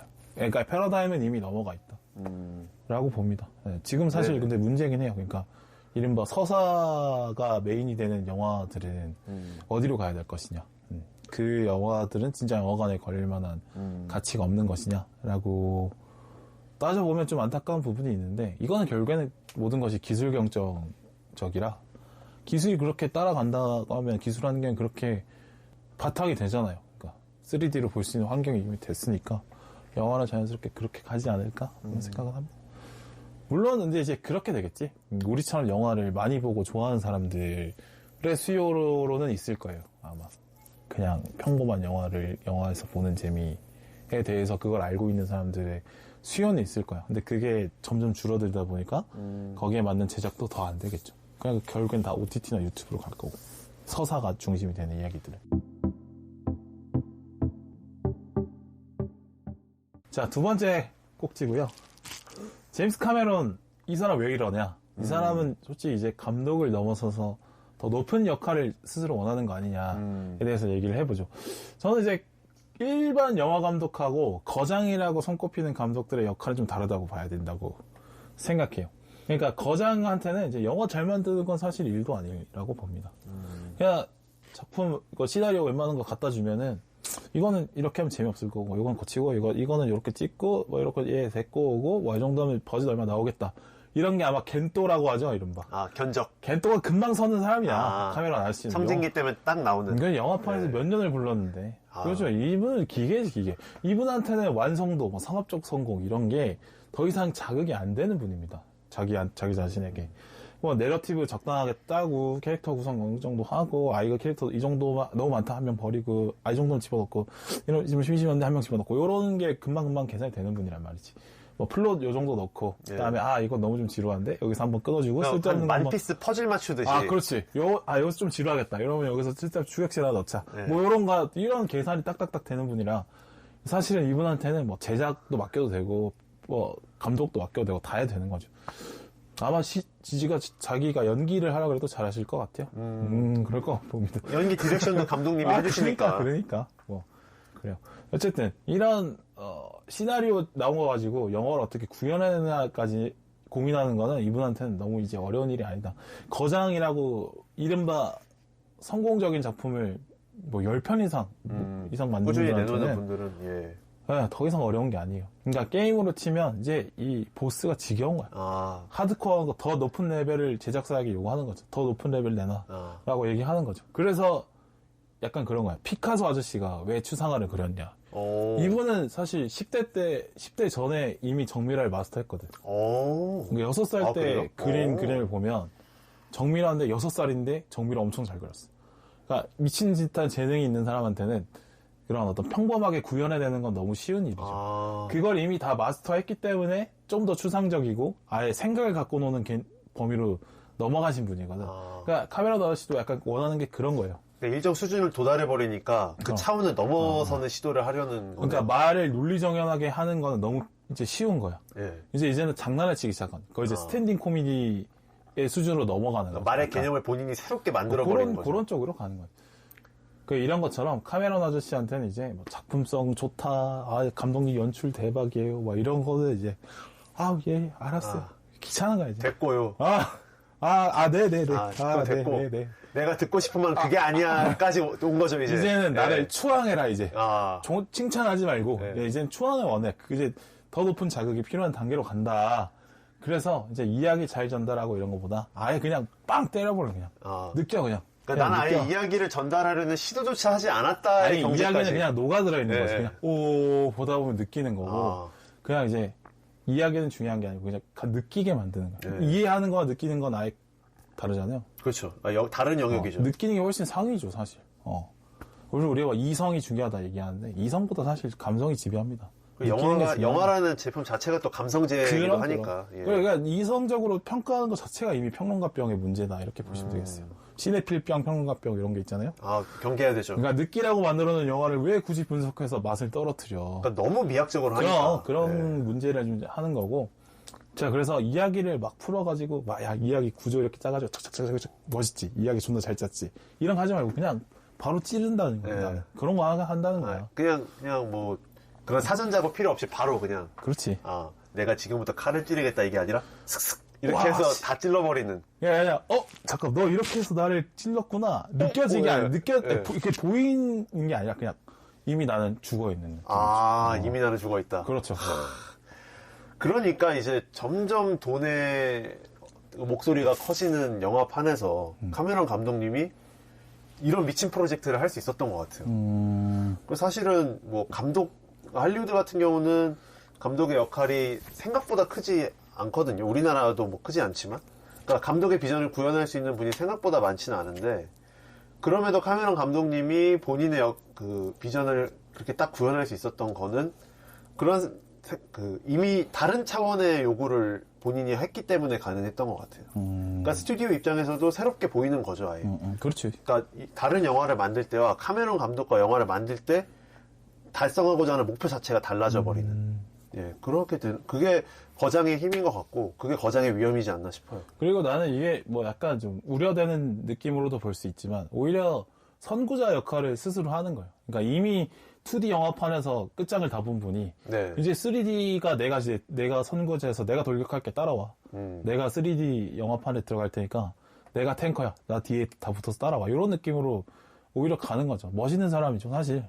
이분 사실 2D 영화 계속 또 만들어도 또 성공할 거고 또 돈 벌고 또 평가받고 이렇게 할 거거든요. 이미 이제 명예전당에 올라가신 분인데. 그러니까 그런 길을 가지 않아도 되는데. 아, 명예전당 뭐, 예, 뭐 그런 필요 뭐, 없지 뭐 이러면서. 예. 그런 거예요. 그러니까 아예 새로운 판에 스스로 청년의 마음으로 들어간 분이라고 봅니다. 그래서 저는 이제 영화 감독이라는 역할이 뭘까? 이 요즘 세상에서. 이제는 거대 담론을 던지거나 패러다임을 던지는 데 이제 관심이 생긴 거예요, 이분은. 영화 한 편 재밌게 만드는 거 이런 거는 재미없으니까. 자, 원래 철학자들이 시대의 담론을 이렇게 던지죠. 화두를 던지죠. 보면 뭐 그리스 시대에 우리 아고라에서 테스 형이 휘짓고 다니면서 질문을 던지면서 그리스 세상에 막 매기 마냥 혼탁하게 만들었지만 알고 보니 그게 사상적인 발전을 이루는 것처럼. 아, 그렇죠. 그런 역할을 하는 거예요. 저기 뭐 중세 신부님들도 모여가지고 고담준론적인 얘기하면서 질문 툭툭 던지고 이렇게 하는 거야. 뭐 근대에는 이제 칸트 형님도 있고 데카르트 아저씨도 막 질문을 하면서 이 세상을 계속 사상적으로 끌어간단 말이야. 철학자들이 그런 역할을 했어요. 근데 그게 왜 철학자들이 했냐? 말과 글의 시대였으니까. 말과 글을 갖고 노는 분들이었으니까 그런 걸 했던 거야. 근데 이제 사실 말과 글의 시대가 아니지 않습니까? 좀 지나가고 있고, 그렇죠. 지나가고 있다는 게 보여지죠 또. 그러니까 봐봐. 말과 글의 시대가 이제 끝났고 영상의 시대인데, 예. 그럼 철학자들은 말과 글의 스페셜리스트들인데 이제는 더 이상 노는 판이 아닌 거지. 축구장에서 농구하면 안 되잖아요. 축구장에서 그렇죠. 축구해야지. 이런 느낌이에요. 그렇네요. 그래서 이제는 그러니까 이 현대라는 게 워낙 복잡 다단하고 하나의 생각으로 이어질 수가 없고 설득이 안 돼, 사실. 또 어떤 사람의 말의 권위라는 것도 사실 많이 무너져 있는 상태. 파편화되어 있죠. 파편화되어 있으니까. 이제는 그냥 보여주라는 거야. 딱 때려. 그런 걸 원하는 것 같고. 이제 그림의 시대가 옛날에 그림의 시대가 있었고, 이제 그게 좀 발전해서 문자의 시대가 있었고, 이제 영상의 시대란 말이야. 그러니까 결국에는 다시 그림의 시대가 다시 왔다고 봐도 돼요. 나는 그렇게 그러니까 보는데. 움직이는 그림의 시대다. 그렇죠. 근데 본질은 이제 그림인 거지. 그러니까 돌고 도는데 조금 더 확장된. 그렇지. 좀 더 확장된 그림인 거지. 왜 해리포터 영화 보면은 그 신문에 막 사진이 움직이는 이런 것처럼. 그 벽화 움직이듯이. 그렇게 되는 거야. 가장 효율적인 방법이 결국에는 기술에 따라서 선택을 받는 거니까. 그렇게 보고, 그래서 카메론 감독님이 기술에 집착을 할 수밖에 없겠구나. 기술이 다라는 얘기. 그러니까 2D 영화도 결국에는 기술이 받쳐졌기 때문에 탄생한 매체예요, 결국에는. 그렇죠. 그래서 그렇기 때문에 2D도 똑같은 원리에 따라서 점으로 가는 거고. 그렇게 보고, 자, 그래서 영상의 시대에서는 영화 감독들이 이제 예전에 말과 글의 시대에서 철학자들이 했던 역할을 영화 감독들이 할 거고, 거기에 대한 욕심이 이제 생길 거다라고 봅니다. 그래 보면 이걸 어디서 알 수 있냐면 우리 거장이라고 느끼는 우리 아저씨들 있잖아. 아저씨들 보면 이제 메시지나 이런 어떤 이 메시지를 전달하는데 메시지를 되게 폭넓고 포괄적이고 전지규적인 메시지를 던지고 싶어 해. 그렇죠. 그런 거에 좀 집착을 한단 말이죠. 매드맥스의 조지 밀러 아저씨. 왜 굳이 마지막에 자막을 그렇게 넣어가지고 이렇게 굳이 했냐. 이 아저씨도 그거 하고 싶었던 거야. 이분도 비전을 영화를 통해서 보여주고 싶어 했던 거죠. 우리 이스트우드 아저씨도 은퇴한다 그랬는데 또 번복하고 영화 또 찍는 이유가 뭐야? 이분은 한 편 한 편 자체가 다 어떻게 보면 좀 간접적 프로파간다 느낌이 근데 있죠. 근데 메시지가 거의 비슷하게 돌아가잖아요. 그죠? 약간 폭넓은 어떤 사랑과 이해 이런 얘기 하잖아요. 그게 똑같이 가요, 이렇게. 어떻게 보면 꼰대짓이지. 근데 영화나 잘 만들지 뭘 저렇게 메시지를 비전을 자꾸 늘려고 하냐 이렇게 또 비판받을 수 있음에도 맞아. 근데 결과적으로 보면 우리 뭐 성경 말씀하시는 우리 목사님들이나 아니면은 뭐 법륜스님이나 이런 분들 다 솔직히 다 꼰대짓이거든요. 그러니까 본질을 보자고 하면. 근데 말을 재밌게 하니까 그게 컨텐츠가 되는 거야. 그러니까. 그렇죠. 그러니까 이거를 어떤 것도 재밌게 공감 가게 전달을 하면 재미없게 하면 꼰대짓인데 재밌게 하면 꼰대짓은 아닌 거지. 이 아저씨들은 그런 재밌게 전달하는 건 워낙 도사들이니까 이런 아저씨들은 꼰대짓 해도 된다. 그렇게 봅니다. 그래서 그런 꼰대짓을 해내고 있다. 보고 있습니다. 그래서 나는 딱 느꼈어. 딱 이 편 보고 나와서 어떤 생각이 들었냐면 이 영화는 평가는 그런 거 아니다. 크리틱의 대상이 아니다, 이건. 사람이 어떻게 하나님 말씀을 평가하냐 이런 걸 받아들여도 되나요? 나는 무신론자라서 그렇게 생각하지 않아요. 그러니까 하나님이라고 하면 너무 폭이 좁아지니까 신의 말씀을 어떻게 해요? 인간이 평가를 하냐 이렇게 받아들여야 될까요? 난 신의 존재를 인정 안 한다니까? 무신론자니까. 그거보다는 근데 그 역할이 비슷하다. 들어오는 메커니즘 비슷한 것 같아. 이 카메라 아저씨가 아바타를 5부작까지 만든다는 얘기 딱 들었을 때, 이 아저씨 성경 쓰고 싶네. 세계가 만들고 싶네. 그쵸. 이런 얘기를 딱 들었어요. 그러니까 이 세상에 존재하는 정말 수많은 다양한 구성의 사람들 모두가 이해할 수 있는 이야기. 어디 살든 나이가 몇 살이든 다 받아들일 수 있는 이야기를 그 이야기를 본인이 하고 싶은 메시지를 섞어가지고 하고 싶어 하는구나. 근데 이런 거 지금 하려고 하면 목사님들 이런 거 못합니다. 그쵸. 스님들 이거 못해요. 왜냐면 그분은 말과 글로 표현하시는 분들이니까 못해. 그러니까 그분은 전달자의 역할에 머무를 수밖에 없는. 그렇죠. 그 다음에 또 타 종교에 대한 배척하는 마음이 있기 때문에 그것도 이제 또 정해버리 될 수 있죠. 종교 지도자들도 못하고 철학자들도 못한단 말이에요. 지금은. 예전에는 했겠지만. 이제는 영화 감독이 그 역할을 하려고 할 수 있고 그래서 이 카메라 날씨는 그래서 이걸 하고 있다. 앞에 말했듯이 비주얼로 승부를 보는 거죠. 이제 메시지는 최대한 간소하고 결국에는 영화의 미덕, 백문이 불여일견 봐라 그걸 하는 거예요. 내가 그래서 여기서 중요한 거는 해운대 얘기 한 번 더 하고 넘어갈게요. 오. 영화 해운대 다 졸작이라고 평가하잖아요. 좀 졸작이라 평가하지 좀 비판을 많이 받죠. 사실 근데 나는 졸작이라고 평가하지 않습니다. 좀 왜냐면 내가 해운대 고향이잖아. 졸작이라고 평가할 수 없어. 그러니까 나는 해운대 영화는 평가의 대상이 아닙니다. 나한테는. 왜냐면 그 영화의 배경이 내가 다 아는 데야. 내가 다 아는 데야. 저기 뭐 미포에서 소주 먹는 얘기. 나 거기 갔어요. 알아. 거기 다 알고 그다음에 뭐 저기 뭐 사직구장 나오잖아요. 거기 다 롯데팬인데 알지. 그쵸. 그리고 저기 설경구가 담 타고 올라가서 욕하고 이런 거 나 많이 봤거든. 이 아저씨가 또 친하거든 또. 없는 걸 만들어낸 게 아니고 나는 있는 거를 끌어다 쓴 거기 때문에. 그거는 나한테는 그게 영화로 느껴지지 않았어. 특히 그 보면은 이제 쓰나미가 닥쳐가지고 해운대가 물에 잠기고 막 건물들이 물에 잠긴단 말이죠. 근데 지금은 없어졌는데 해운대 역 앞에 스펀지라는 건물이 있었어. 지금은 이제 그 한 2004년쯤에 생겼다가 복합 쇼핑몰 이런 거예요. 그 예전에 많았던 뭐 이런 건데 그게 막 생겼다가 그 영화가 2009년 영화인데 거기에 메가박스 있지 않았나요? 맞아. 메가박스 해운대. 지금은 없어지고. 메가박스 있었어. 네. 맞아. 근데 고등학교 때 데이트도 하고 막 했거든요. 나는 근데 그걸 보는 순간 그 스펀지라는 건물이 바다에 침식되는 순간 나는 거기서 아연 실색했지. 그러니까 이미 영화가 아닌 게 돼버리네. 나는 그냥 울어버리는 거야 거기서. 그러니까 나 같은 사람한테 해운대가 이거 뭐냐면 이거는 영화가 아니고요. 그렇게 되는 거예요. 영화로만 볼 수 없는 영화인 거지. 그렇죠. 그러니까 뭐냐면 해운대가 나는 이제 더 이상 평가가 안 되는 영화라고 느끼는 건 뭐냐면 그 공간을 내가 너무 잘 알고 있고 그 이야기가 내가 사는 공간에 들어와 있기 때문에 이거 평가 불가. 나한테는. 그러니까 적어도 그러니까 해운대에 사는 사람들 중에 그렇게 느끼는 사람 되게 많을 거예요. 그러니까 이런 효과가 있는 거예요. 이런 효과를 아바타를 통해서 또 하려고 한다. 그냥 딱 보여주는 거지. 그러니까 이제 영화라는 게 우리가 보통 뭐 느끼고 뭐 이해하는데 어떤 영화는 피부에 와닿는 영화가 있잖아요. 그러니까 촉각을 자극하는 영화는 평가가 안 돼버리는. 그렇지. 근데 아바타가 이제 그런 역할을 해버리잖아요. 우리가 뭐 하늘을 나는 경험을 어떻게 뭐 직접 할 수는 없지만 비행기를 한번 타보면 또 사실 아바타 1편을 보는 느낌이 다를 수 있고 우리가 뭐 물과 또 연관이 안 된 삶을 살 수 없잖아요. 그렇기 때문에 2편의 그 느낌이 그냥 보는 것만으로 이해하는 걸 넘어서 버리듯이. 그렇지. 그러니까 이성을 마비시키는 거야. 그래서 내가 하고 싶은 얘기가 뭐냐면 해운대 주민 앞에서 영화 해운대 까지 마라. 그런 얘기 하고 싶어요. 넓게 봐서 부산 시민 앞에서 해운대 까지 마라. 그러지 마라. 그거는 진짜 사람들한테 살과 피부로 와닿는 얘기입니다. 예를 들어서 우리 이분이 강동구 살잖아요. 강동구 물에 잠긴다고 생각해봐. 내가 살던 초중고 다 물에 잠기고 내가 뛰놀던 놀이터 물에 잠기고 평가가 안 됩니다. 그거는 이미 약간 좀 이성적으로 객관화된 판단이 안 서기 시작할 것 같아요. 미사 신도시 물 넘쳐가지고 막 넘어온다고 생각해봐요. 어떻게 그렇게 해보는 거죠. 그러니까 내 말은 이제 해운대를 통해서 내가 느낀 감정에 같은 궤로 아바타 2가 이걸 노리고 있다. 이 얘기하는 거예요. 그 결론은 이제 윤재균 했네. 뭐 해운대가 쓰레기 천만이네. 이런 얘기는 해도 돼. 근데 해운대 주민 앞에서 하지 마라. 그런 얘기. 연탄재 말로 차지 마라. 이런 느낌이야.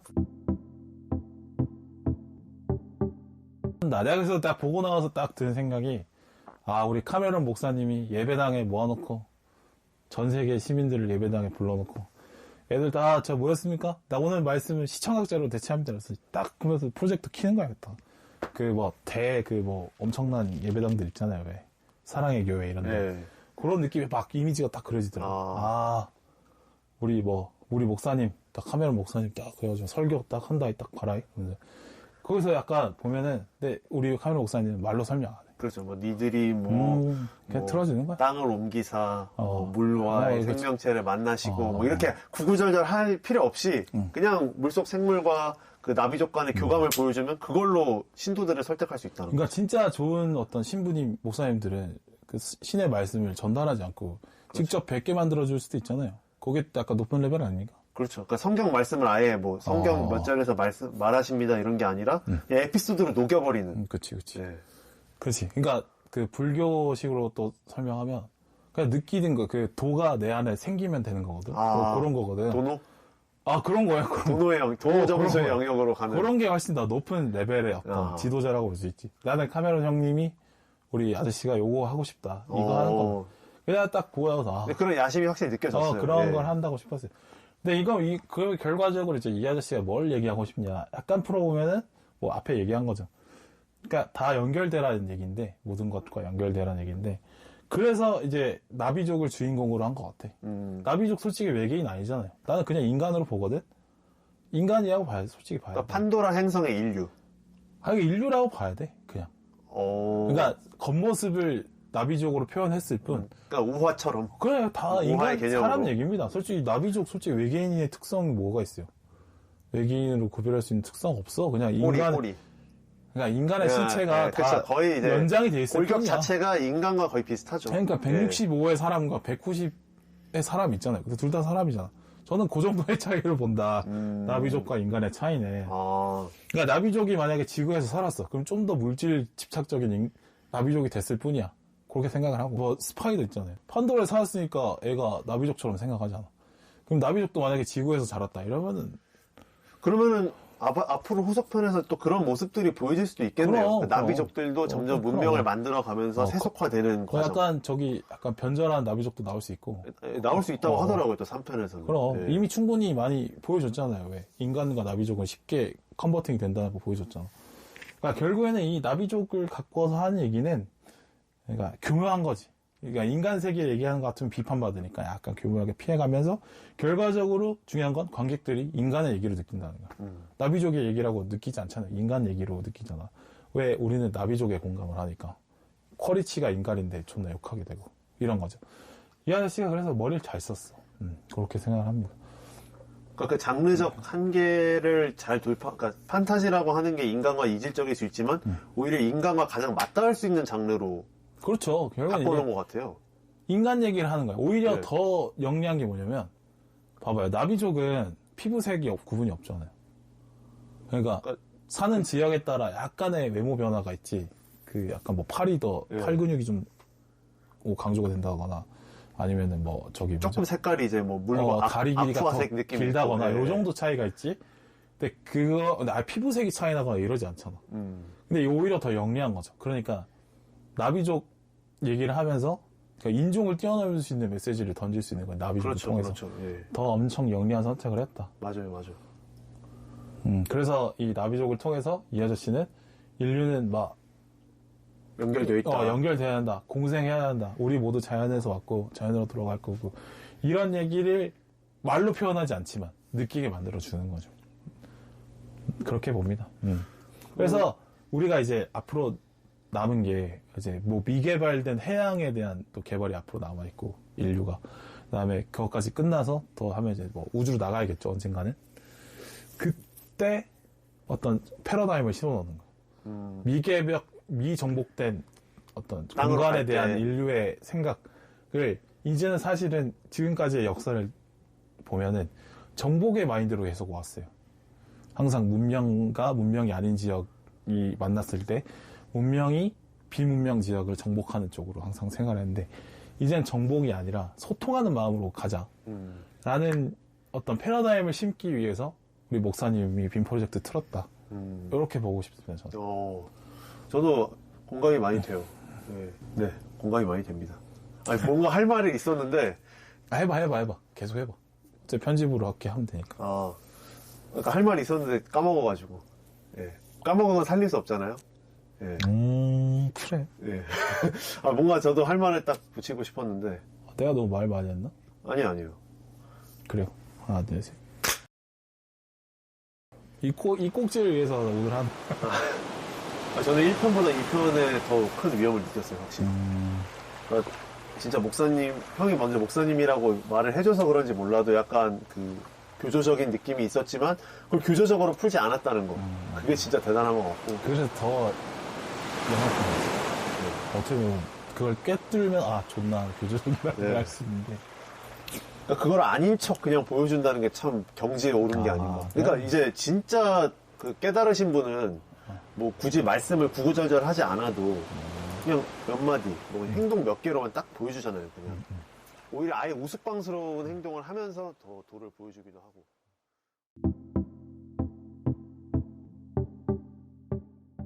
자, 그래서 우리 카메라 낯이 왜 이러나에 대해서 약간 오은영의 빙의에서 분석을 한번 해봤고, 이제 영화 시장의 미래에 대해서 한번 얘기해보죠. 네. 이제 아바타 1편이 강력한 카드가 됐기 때문에 그럼 아바타 2편이 나오고 나서 영화 시장의 트렌드랑 바꿀 수 있을까?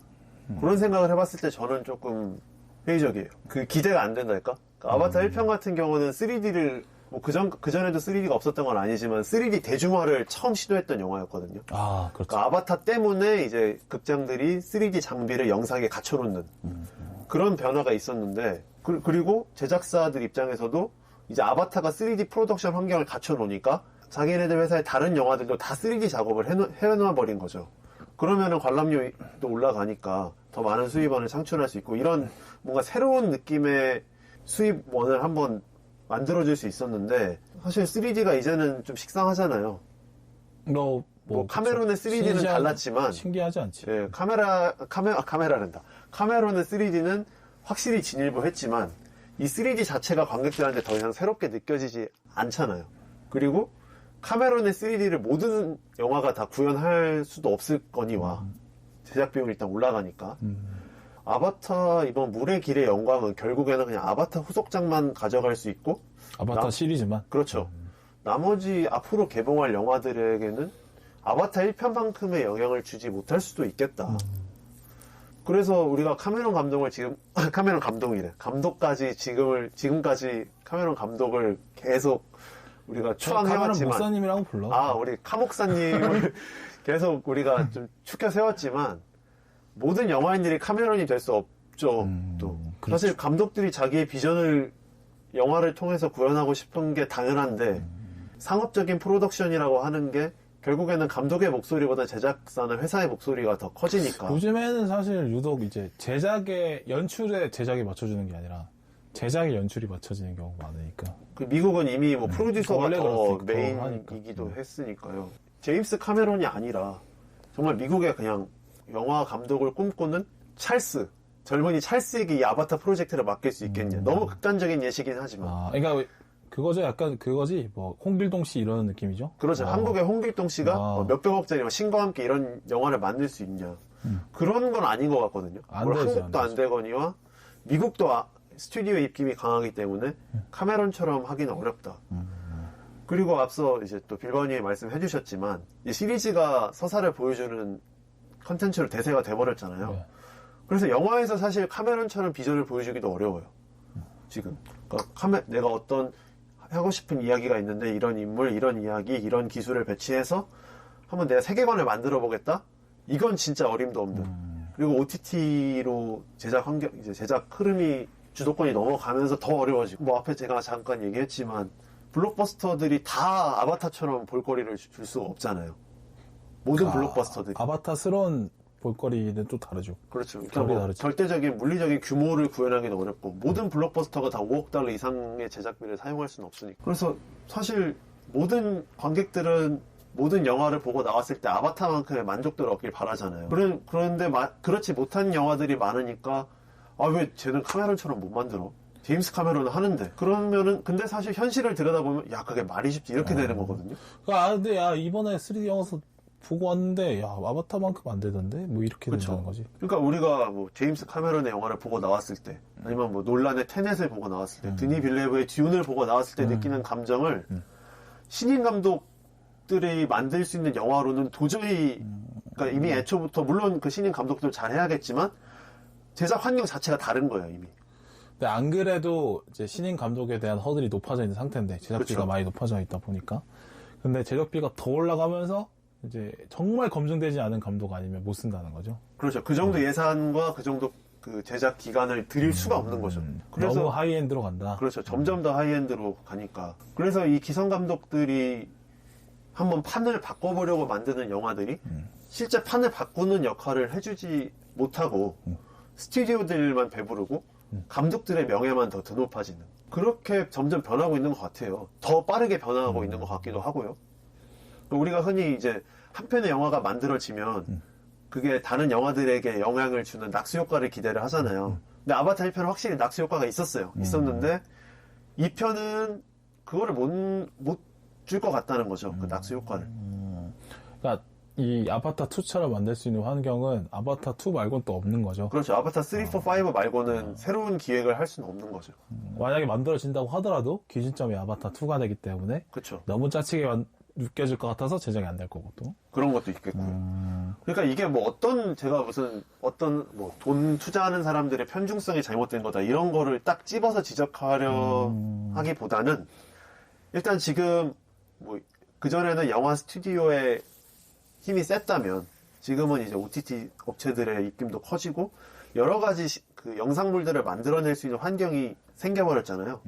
그러면 제작 환경의 다변화도 있고, 그다음에 자본도 이제 영화에만 쏠리는 게 아니라 또 그에 맞춰서 같이 이동을 하고, 그리고 관객들도 정확하게 이제 이거는 이 컨텐츠를 통해서 누리겠다라고 세팅을 하고 움직이시니까 그런 것들이 맞물려서 이제 투자자나 창작자는 조금씩 그 영향을 받고 있는 상황에서, 그러니까 앞서 빌바오님이 말씀하셨던 과도기적 상황에서 더 그 바늘구멍을 뚫기가 어려워지고 있는 현실이 온 것 같아요. 나는 또 이런 생각을 해봐요. 이것도 어쩔 수 없는 흐름이다. 그러니까 예전에는 영화 감독이라는 어떤 거대한 그 뛰어난 사람 한 명에게 많은 걸 맡겨서 그 감독이 그 엄청난 큰 범위, 그러니까 영화 감독이 컨트롤해야 되는 뭐 배우, 뭐 캐스팅, 뭐 촬영, 음향, 조명, 그다음에 뭐 여러 가지 것들을 한눈에 머릿속에 정리해서 딱 정리해내는 한 사람의 기능에 많이 의존을 했다면, 이제는 사실 이제 할리우드가 거의 이제 제작 중심으로 돌아가잖아요. 집단 감독도 결국에는 제작자 밑에 있는 하나의 어떤 고용인 파츠가 되는 거예요. 이미 그렇게 되어 있고 그런 경우들이 많죠. 더 그런 경향성이 더 커지는 것 뿐이고, 카메론 아저씨는 솔직히 이제 감독이 아니라 제작자잖아, 사실. 제작도 같이 하죠. 예외적인 요소가 있고. 그러니까 내가 봤을 때는 이제 큰 영화 하시는 분들은 제작과 감독이 구분이 거의 안 될 거라고 보고. 그러니까 본인이 제작을 많이 하시죠. 그러니까. 그러니까 감독이 아니면은 실제로 제작을 안 하더라도 거의 이제 제작까지 기여를 해서 컨트롤 다 해야 되는. 그렇게, 그러면은 실제적으로 영화 현장에서 세세한 컨트롤은 다른 사람이 또 하게 될 거고. 그러니까 예전과 우리가 생각하는 영화 감독이라는 어떤 역할은 바뀔 거라는 거야. 영화의 판 자체가 너무 커졌기 때문에 스케일에 맞춰서 많이 변한다고요. 이게 뭐 비슷한 예로 이제 메이저리그의 야구 감독들 있잖아요. 사실 이제 야구 감독들은 메이저리그의 야구 감독들은 작전을 이렇게 많이 안 냅니다. 관리를 하는 거지. 그럼 작전을 어떤 분이 내세요? 단장님이 직접 와서 내시는 그러니까 거예요? 작전이라는 거는 결국에는 이제 약간 감독이 확인하는 정도지 직접 내지 않고 데이터 분석을 통해서 뭐 여기서 지금 이 타자는 타구 방향이 이쪽으로 왼쪽으로 가는 경향이 높으니까 수비를 왼쪽으로 바꾸는 게 맞다. 이런 식의 데이터가 내려옵니다. 그럼 데이터를 반영할 뿐이지 그 감독님이 실제로 데이터를 분석하고 적용하고 이러지 않아요. 확인하고 컨트롤하고 여태까지 큰 그림을 봐주는 사람이지 실제적인 플레이어들은 다 밑에서 알아서 하더라고요. 거기도 그럼 한국 야구의 감독보다도 훨씬 더 축소된 역할인 거네요. 그러니까 그게 뭐냐면 결국엔 이제 단장의 역할이 더 커져 있는 상태거든. 그러니까 선수단을 어떻게 구성하고 뭐 스태프들을 어떻게 구성하는 단장의 역할에 맞춰서 야구가 이렇게 진행이 되는 거예요. 근데 영화도 약간 그렇게 가는 것 같아. 감독이라는 역할이 되게 줄어들 거고 그냥 컨트롤해주는 역할만 하고, 실제적으로는 이제, 프로듀서의 역할 안에 흡수가 될 수도 있고, 그걸 너무 슬퍼할 게 아닌 게, 이제는 보면, 왜 옛날에는 작가 한 명의 어떤 놀라운 어떤 통찰력에 의해서 많은 작품들이 써졌는데, 이제는 공동작품 많잖아요. 그렇죠. 작가들도 많고. 그렇게 변하는 거지, 이제.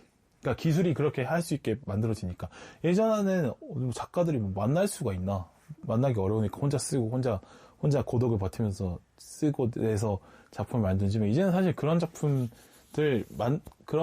시장에서 원하지 않아. 그렇죠. 그냥 여러 작가들 동시에 참여해서 계속 인터랙티브하게 상호하면서 그 센스 있게 현실도 반영하고 뭐 이렇게 하고 뭐 그다음에 이야기에 단점 있으면 바로바로 수정해서 극복해내고 장점 살리고 이렇게 그러니까 뚝딱 만들어지는 과정이라는 거죠. 옛날처럼 막 어떤 거장의 어떤 개인기로 돌파하는 이런 시장이 아니라는 거예요. 그러니까 이미 이제 제작 환경이 이미 이렇게 바뀌어 있기 때문에 감독의 역할도 그렇게 축소되고 변화하는 거라서 슬퍼할 게 없다. 그러니까 감독의 본질은 어떤 창작력을 발휘할 수 있는 영역이 달라진 거지.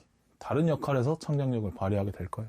내가 이분이 말이 틀렸다는 게 아니라 나는 그런 생각이 들었다는 거예요. 근데 다만 제가 우려하는 게 뭐냐면은 이제 결국 그렇게 하면 정규 분포의 중앙으로 갈 수밖에 없으니까 뭐 뒤에 좀 뭐 얘기할 수 있겠지만 도전적인 작품이 영화에도 필요한데 영화가 아무리 체험 위주로 간다고 해도 근데 이제 지금 상황으로 가면 결국 블록버스터 콘텐츠 위주로만 갈 수밖에 없지 않겠냐라는 걱정이 드는 거죠. 이게 만약에 그러면 이제 빈 공간이 생길 텐데 영화가 이제 너무 체험 위주로 가면서 지금의 어떤 많은 자본들이 이제 체험 위주 영화로 몰리면서 빈 공간이 생길 거지. 뭐 그거는 이제 시리즈 제작하는 데서 메꿀 거야. 그렇게 봅니다. 네. 그렇게 되겠죠. 이것도 좀 복잡한 문제긴 하지만 어쨌든 지금 상황으로는 OTT가 결국에는 이야기를 많이 나눌 수밖에 없는 플랫폼이잖아요. 예, 형이 빌바오님이 말씀하신 것처럼 그걸 이제 인정해야 되는 단계인 게 우리가 이제 코로나 시기를 겹치면서 여러 가지 지표들을 통해서 우리가 확인을 했잖아요. 이미 넘어와 있습니다. 영화는 더 이상 서사를 다루는 그 매체가 아니에요. 뭐 다루긴 하지만 전문 매체는 아니라는 거죠. 그러니까 영화를 볼 때 우리가 하는 게 개연성 따지는 거 엄청 많이 합니다. 이른바 평론가병에 픽진성 이게 여기서 하는 게 말이 되냐 하는데 사실은 이거 개연성 다 따지려면 그러면 장면 다 넣어줘야 되거든. 이게 결국에는 시간이 모자라니까 다 자르는 거예요. 정말 필요한 것만 남겨서 딱 압축시켜 놓기 때문에 뭔가 불편하고 이거 연결 잘 안 되는데 하는 부분이 당연히 생길 수밖에 없는 거죠. 그러니까 영화가 2시간이라는 어떤 관습 때문에 그래 왔던 거예요. 촬영 기술의 문제도 있었을 거고 환경의 문제도 있었을 거고 뭐 예를 들어서 디지털 필름으로 넘어가면서 많은 어떤 제작 환경의 변화가 있는 것처럼 그런 것 뿐이에요. 내가 봤을 때는 뭐 여러 가지 상황했을 때 영화관의 회전 시간을 생각했을 때 2시간이 가장 적절해서 영화가 2시간 내외로 끊겼다고 저는 보거든요. 그러니까 결국에는 평일 이런 거 필요 없고 주말 시간을 딱 보면 거의 2시간 단위로 돌리는 게 몇 타임 돌릴까 하면 오후에 3타임 돌리고 저녁에 한 2타임 돌리고 이렇게 하면 회전수가 얼마 되고 월세 되고 뭐 직원들 월급 주고 이렇게 됐겠다. 이게 어느 정도의 2시간이라는 약속 그런 환경 때문에 2시간이라는 걸로 굳어진 것 같아. 예를 들어서 그런 거야. 나는 또 이거 보면서 그 생각이 들더라. 우리 교회 가면 예배 한 2시간 하잖아요. 근데 이거 성당도 비슷하지 않나? 미사도 한 2시간 하고. 그쵸. 뭐 여러 가지 뭐 말씀만 있는 게 아니고 또 이런저런 의식들이 있으니까. 그러니까 예, 그 정도 될 거예요. 약간 인간의 어떤 집중할 수 있는 시간 이런 게 2시간 세션이 가장 적당한 거는 거지. 1시간은 너무 짧고 2시간 정도 돼야 뭔가 의미 있는 걸 뭘 할 수 있고. 아까 보면 축구도 약간 2시간에 가깝잖아. 실제 플레잉 타임 보면. 약간 그런 거 때문에 영화가 2시간이었던 거지. 영화가 반드시 2시간이어야만 이유는 없었다. 그냥 관습에 의했던 거지. 자, 그래서 영화를 여태까지 많이 비판했던 게 개연성이 뭐 짜치고 뭐 이런 건데. 그러니까 공백들이 있어 보이는 거지. 뭐 잘 이해가 안 되는 부분이 있었던 거지. 근데 그거를 이제 관객의 어떤 추측이나 지성에 이렇게 맡겼던 건데 아니면 이해가 안 됐던 부분이 크게 중요하지 않으니까 이해가 안 되게 냅두고 넘어간 걸 수도 있죠. 그러나 이제는 촬영을 길게 해도 되고 컨텐츠 길게만 시간 제한이 없어졌기 때문에 이제는 충분히 영화에서 느꼈던 어떤 불편함을 느끼지 않게 만들어줄 수 있다는 거죠. 시리즈물이 그 갈증을 해소해줄 수 있으니까. 예. 그러니까 충분히 자본만 투자한다고 하면 드라마가 더 이상 영화보다 뭐 어떤 스케일 면에서도 짜치지 않아요. 옛날에 이제 드라마는 스케일이 좀 짜치고 뭐 영화는 스케일이 좋고 뭐 이런 쪽으로 구분했는데 더 이상 그러지 않다. 밴드 오브 브라더스 20년적 작품인데 뭐 스케일에 전혀 뒤져지고 지금 봐도 재밌고 왕자의 게임이 그렇고 위쳐도 그렇고 그런 작품들이 너무 많다 이제. 그러니까 서사가 중심이 된 이야기들은 결국엔 드라마로 갑니다. 수리남 보면 그런 거 느낄 수 있잖아요, 사실. 수리남 보면 사실, 저거 그냥 6시간짜리 영화 만들었구나. 저거 좀 줄이면 한 4시간 정도로, 영화로 만들면 4시간 할 수 있어. 원래 영화로 출발했던 기획이라고 하더라고요. 근데 결국에는, 이야기가 조금, 이거는 좀 길어져야 제대로 될 것 같으니까 드라마로 바꾸는 거잖아요. 마찬가지로, 아이리시맨 3시간 40분인가? 네, 그런데, 그렇죠. 그거 한 번에 본 사람 몇 명 없을 거예요, 결국엔. 그러니까 이런 게 서사가 중심이면, 그러니까 아이리시맨은 영화로 나왔지만 결국엔 드라마가 됐어야 될 사이즈였어요. 그러니까 서사가 중심이 되는 이야기, 캐릭터가 중심이 되는 이야기는 드라마로 갈 수밖에 없다. 그럼 빌바오님도 아바타 같은 영화는 다시 나오기 어려울 것이다라는 생각에 좀 더. 아니, 계속 나올 거라는 거지, 앞으로. 그러니까 영화의 형태로? 네. 다른 어떤 3D 체험할 게 얼마나 많아. 근데 아바타가 이번에 어떻게 보면 3시간 12분이라는 러닝타임을 들였잖아요. 이거는 어떻게 보면 지금 제작 흐름에는 완전히 반하는 거라. 영화가 너무 길다. 영화치고는 되게 길었죠, 이번에. 그거는, 예리한 질문인데, 잠깐만. 그거는. 사실 그 모든 우리가 자연스럽게 그렇게 생각했다고 그 느꼈던 흐름들을 완전히 완전히 어떻게 보면 일탈을 한 거죠. 그거를 그러면 결국엔 아바타만 할 수 있는 건가?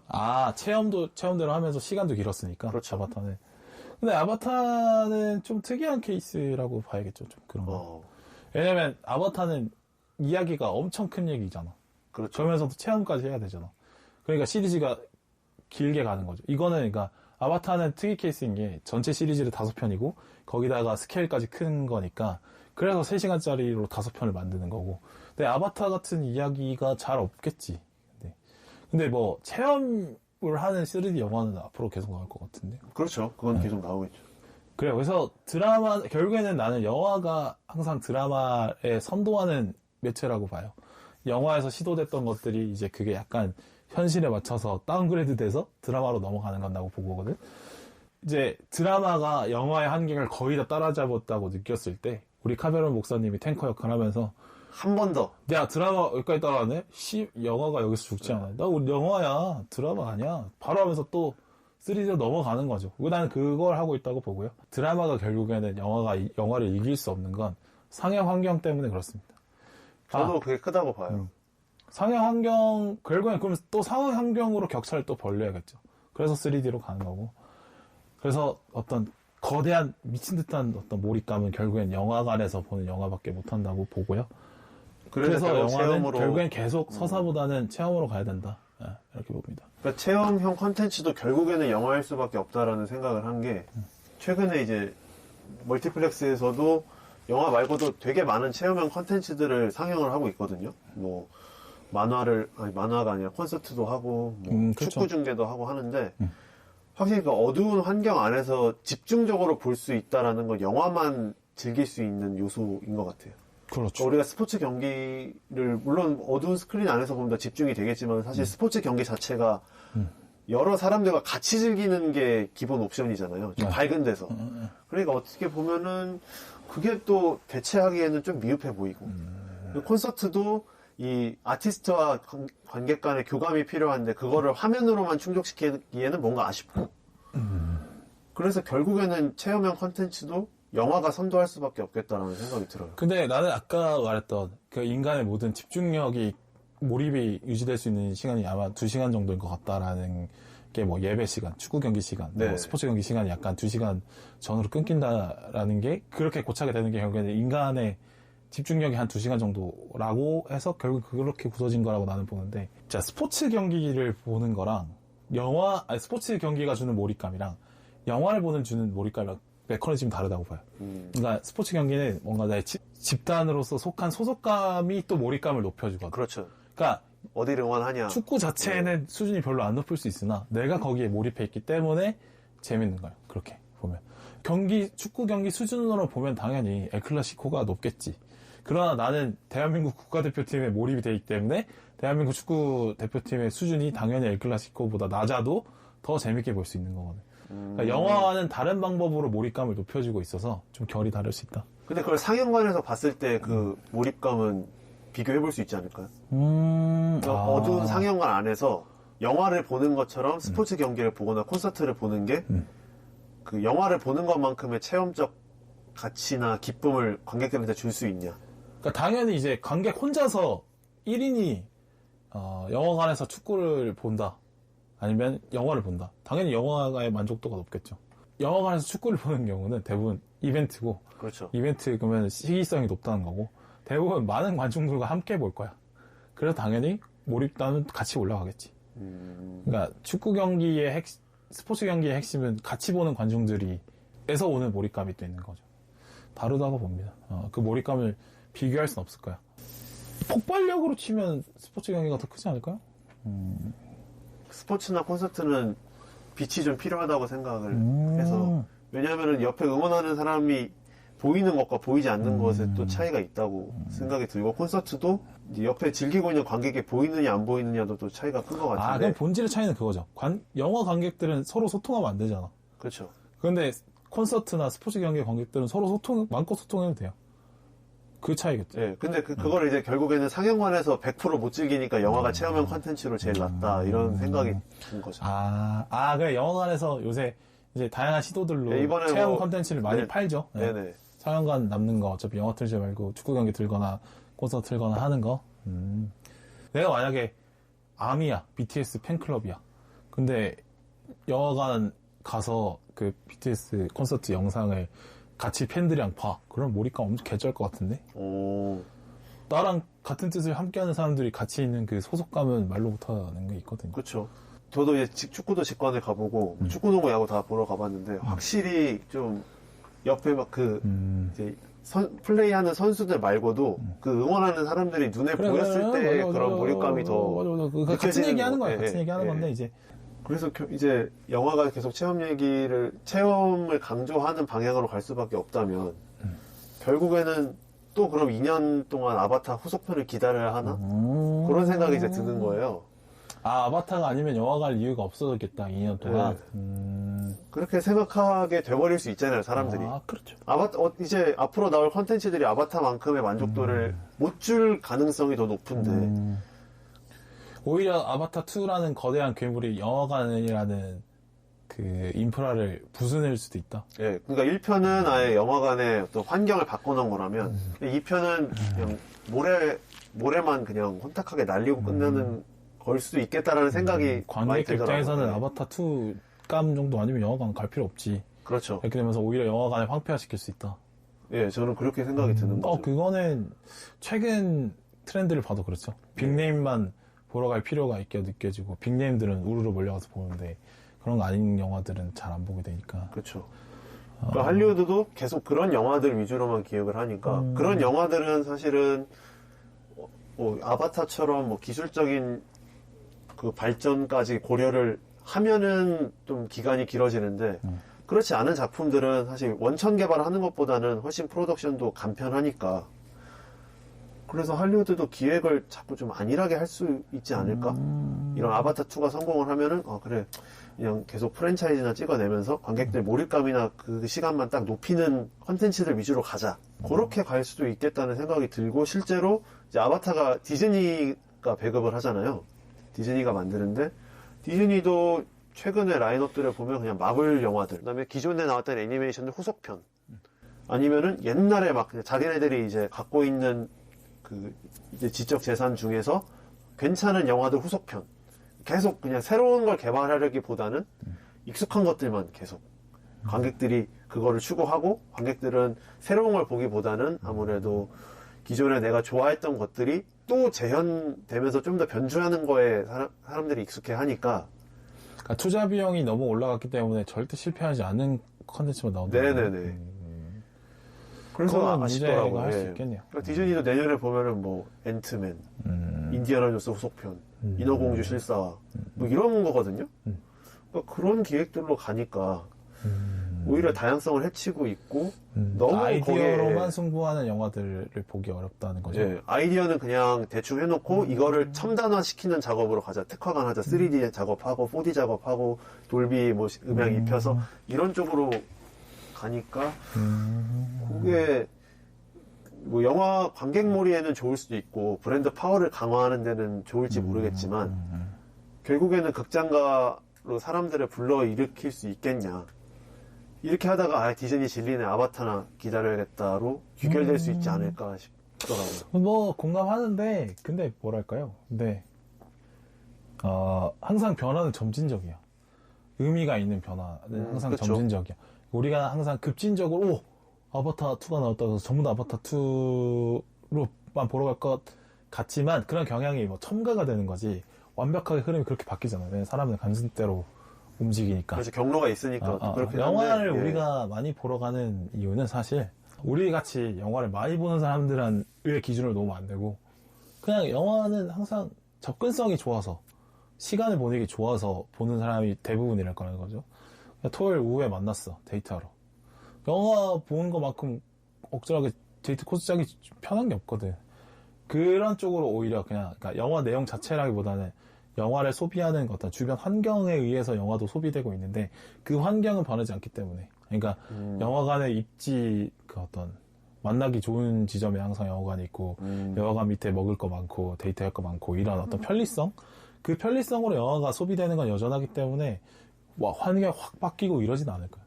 그 방향대로 가겠죠. 점점 체험 위주로 가는 건 하겠지만 그렇다고 해서 확 바뀌진 않을 거다. 여전히 영화를 소비하는 거는 입소문에 따라서 영화 보러 가기도 하고 보러 가기 편해서 보러 가기도 하니까. 그렇죠. 영화가 또 시차가 있기 때문에 영화가 이제 흥행 결과를 확인하고 그 다음 프로젝트를 만들기까지 또 시간이 걸리잖아요. 그리고 영화를 만든다고 해서 만드는 즉시 공개하는 게 아니고 또 아바타 2 시차가 지금이 있으니까. 막 화제지 또 잊혀져. 또 이렇게 큰 영화 위주로 돌아가는 거는 뭐 흐름이 그렇게 갈 거지만 그렇다고 해서 지금 영화관이 소비되는 형태가 급격하게 바뀌진 않을 거라고 보고요. 또 지금 우리가 못 봐서 그렇지 이 환경에서 또 톡톡 튀는 아이디어로 승부 보는 영화가 또 나올 수 있다고 봐요. 또 영화관에서 그러니까 저자본 투자인데 또 영화관에서 봐야지 맛이 사는 영화가 나올 수도 있죠. 나올 수 있죠. 우리나라는 확실히 좀 할리우드보다는 자본력에서 딸리니까 그런 생각들을 많이 하는 것 같은데 할리우드는 기본적으로 좀 전 세계 시장을 노리다 보니까 더 큰 영화 위주로 가게 되는 경향성이 있어서 그게 영화계의 다양성 측면에서는 오히려 더 편중을 강화하지 않을까. 이 아바타의 성공이 그런 쪽으로 결말이 지어지면 그게 좋을래나. 그러니까 우리 영화계가 아바타랑 승부 봐서는 절대 될 게 아닌데, 그죠? 그렇죠. 근데 또 모르지. 뭐 범죄도시 2가 천만 되는 것처럼.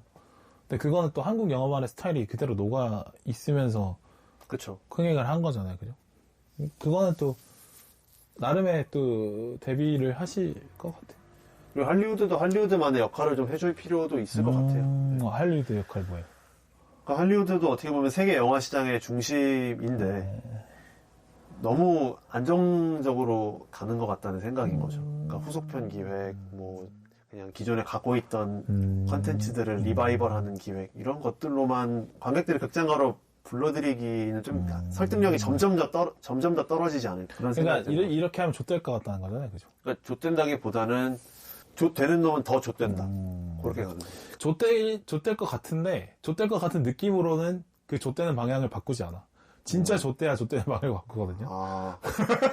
그러니까 좆될 것 같다는 느낌은 우리가 받았지. 이 사람들도 느낀다고. 제작하는 사람들도. 그렇겠네요. 예. 근데 이미 흐름이 이렇게 가고 있기 때문에 진짜 좆되지 않는 이상 변화는 이러지 않을 거다. 그러면 지금은 빅텐트로 계속 가겠죠. 쭉쭉 가겠지. 그러다가 영화가 망하는 순간이 올 거야. 그러니까 마블 유니버스도 잘 나가다가 지금 망해서 지금 앞으로 이제 어떻게 하지 고민을 하고 있을 텐데 망했으니까 그 고민이 시작된다는 거죠. 우리가 여기서 염려한다고 해서 이 방향이 바뀌지 않을 거고, 만약에 이 방향이 틀렸다고 하면 언젠간 망할 거고, 망하면 그때 또 변할 거야. 그런 생각을 합니다. 물론 할 수 있는 얘기인데, 우리는 사실 이제 관객 입장이니까, 보고 즐기면 되고, 와, 새끼들 너무 쨌네. 너무 배를 째다가 진짜 찢어졌네. 영화 안 봐야겠다. 이렇게 되는 거예요. 그러니까, 마블 유니버스 너무 너무 안이하게 하다가, 지금 찢어졌잖아요. 영화 보러 안 가잖아. 좀 안 가면 되는 거야? 그때 가서. 마블 유니버스가 또 쇄신해서 돌아왔어. 그럼 그때 또 보러 가면 되는 거고. 관객 입장에서는 선택을 할 수 있으니까. 그럼 제작자 입장에 고민을 해줄 수 있죠. 네. 한편으로는 아바타도 성공하고 물론 미국 영화에서 어떤 영화가 될지 모르지만 미국에서도 올빼미 같은 영화가 나올 수 있었으면 좋겠다 이런 거죠. 다양한 그러니까 우리가 식당에 갔을 때 하나만 잘하는 식당도 좋지만 좀 다양한 메뉴를 고를 수 있는 식당도 가고 싶어 하는 것처럼. 그러면 이제 우리가 솔직히 할리우드 걱정할 필요 없고 우리나라 영화계 걱정하면 되잖아요. 근데 이제 극장 산업도 활성화가 돼야. 그러니까 나는 근데 그렇게 큰 흐름이 바뀌지 않을 수도 있고 오히려 좋은 점이 될 수도 있는 게 영화관을 이제 코로나 때문에 안 가다가 아바타 2를 통해서 다시 많이 가신 분들이 생길 거 아니야. 그러니까 영화관을 가는 리듬이라는 게 다시 생긴 거지 아바타 2를 통해서. 당연히 나쁘게만은 볼 수는 없어요. 나는 영화를, 대부분의 사람들은 영화를 그냥 소비 패턴대로 소비를 할 거죠. 영화에 대해서 우리처럼 몰두하고 있는 비중은 많이 없을 거고. 근데 아바타 2가 이제 영화를 소비하는 리듬을 다시 살려줬기 때문에 그거에서도 긍정적일 수 있다. 영화관은, 그러니까 그 과정이 재밌는 거거든. 여자친구나 썸을 타고 있는 관계는 너 영화 이거 볼래? 이거 보러 갈래? 그래서 약속 잡고 거기서 만나고 그런 과정에서 주는 느낌들. 그 과정이 주는 재미가 다시 살아날 수 있기 때문에 단순히 아바타 2가 우리나라 영화관과 영화계에 나쁘지만은 않을 수 있다. 생각합니다. 그거는 만약에 데이트 과정 안에 영화가 들어있다고 치죠. 사실 영화가 중요하지 않아요. 영화 중요하지 않아. 그 과정이 중요한 거지. 누구와 함께 있느냐가 사실 중요한 거지. 우리처럼 영화에 미쳐있는 놈들이나 좀 그렇게 생각을 하는 거지. 여담인데 저는 사람 만날 때 영화 잘 안 봅니다. 나도 그래요. 그래서. 나도 그래. 영화 혼자 보는 게 맞다고 생각해. 그리고 그 사람에게 집중하는 시간이 아닌 것 같아요. 영화를 보는 시간이. 그러니까 같이 보내는 건 맞는데. 그러니까 너나 나처럼 영화에 좀 진심인 애들이나 그렇게 하는 거지. 대부분의 사람들은 그냥 영화 그냥 즐기러 가는 거니까. 근데 그 패턴은 아직 안 바뀌었다.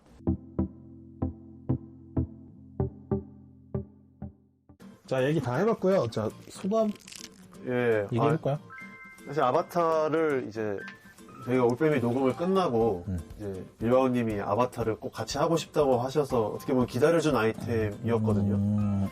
원래는 2주 전에 하려고 했죠. 개봉 즈음에 바로 하시려고 했는데 왜냐하면 올빼미가 이제 시의성이 높고 반응이 좋으니까 히트 컨텐츠를 빨리 잡고 싶어하는 밀바오님의 너도 좋았잖아요. 저도 많이 나오는데 저도 뿌듯하고 또 저도 인센티브를 나름 또 늦었어. 받아서. 왜냐면 그 팟빵 해 보니까 이미 이제 아바타 할 만큼 하셨죠 또. 아바타 리뷰를 또 골라서 이게 올려주는 시간대가 있었어. 지난주인가?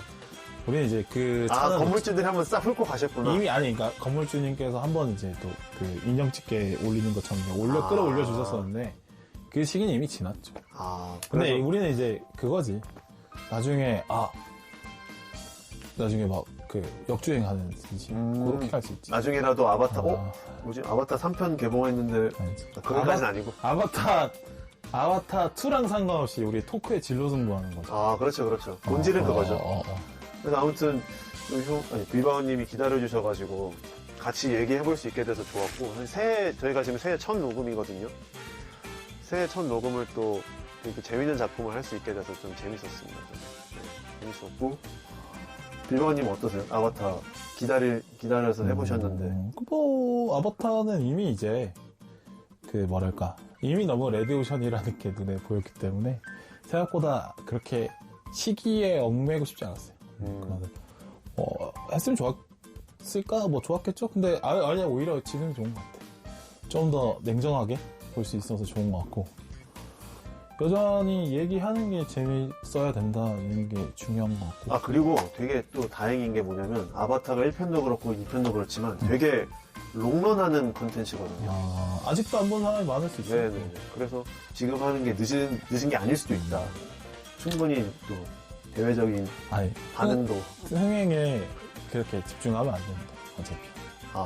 우리가 지금, 그러니까 우리 둘이 만날 수 있는 최적의 타이밍과 최적의 환경에서 여유롭게 만들면 되는 거지. 뭐 흐름을 그렇죠. 따라가려고 뭐 허겁지겁 해봤자 뭐 더 대단하게 리뷰를 하시는 분들이 많은데. 그리고 조급하게 하면 오히려 더 토크의 질이 장담이 안 되죠. 또. 해봤자 우리가 뭐 이동진 형의 리뷰를 따라갈 수 없는 것처럼. 그건 어차피 우리는 거기와는 또 다른 영역이니까. 그러니까 우리끼리 잘 만들 수 있는 어떤 지금의 팟캐스트 녹음 2시간으로 승부를 봐야지. 아바타 덕을 보려고 하면 뭐 안 되죠. 그러면 보자마자 리뷰 이런 거 해야 되는데 나는 그게 좀 힘들죠. 덕을 보려면 우리 이렇게 팟빵 임직원 형님들의 덕을 보고 싶지 뭐 아바타의 덕을 보고 싶지 않아. 그런 거예요. 많이 좀 팟빵 임직원분들께서 많이 간택을 해주셨으면 좋겠습니다. 근데 잘래야 간택해주지 뭐. 간택 안 해줘도 돼. 재밌으면 됐지. 알아서는 좋아서 알아서들 들으시겠지. 그러지 않아? 어차피 이거 가지고 뭐 하는 거 아니야. 뭐 오늘도 재밌었어요. 역시 뭐 같이 어느 정도의 어떤 뭐랄까 편함과 긴장감이 동시에 있는 관계라서 좋은 것 같아요. 빌바오님이랑은 사실 뭐 아바타여도 되고 뭐 아니면 완전히 인기가 없는 컨텐츠여도 되고 어떤 컨텐츠를 갖고 와도 재밌게 얘기를 할 수 있다고 생각이 들어서 그래요. 뭐 이렇게 따뜻하게 이렇게 말씀을 별로 좋아하지 않고. 새해니까. 새해 덕담입니까? 개묘년 첫 방송이니까. 나는 근데 오늘 별 생각이 없었는데 나는 1인 가구다 보니까 오늘 새해 첫 본 사람이 너야.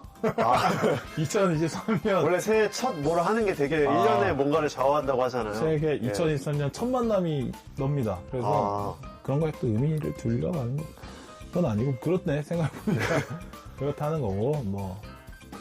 그래요. 뭐 올해 한 해 뭐 목표나 이런 게 있습니까?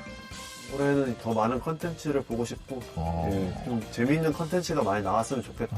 아니 너 개인적인 걸 묻는 거야.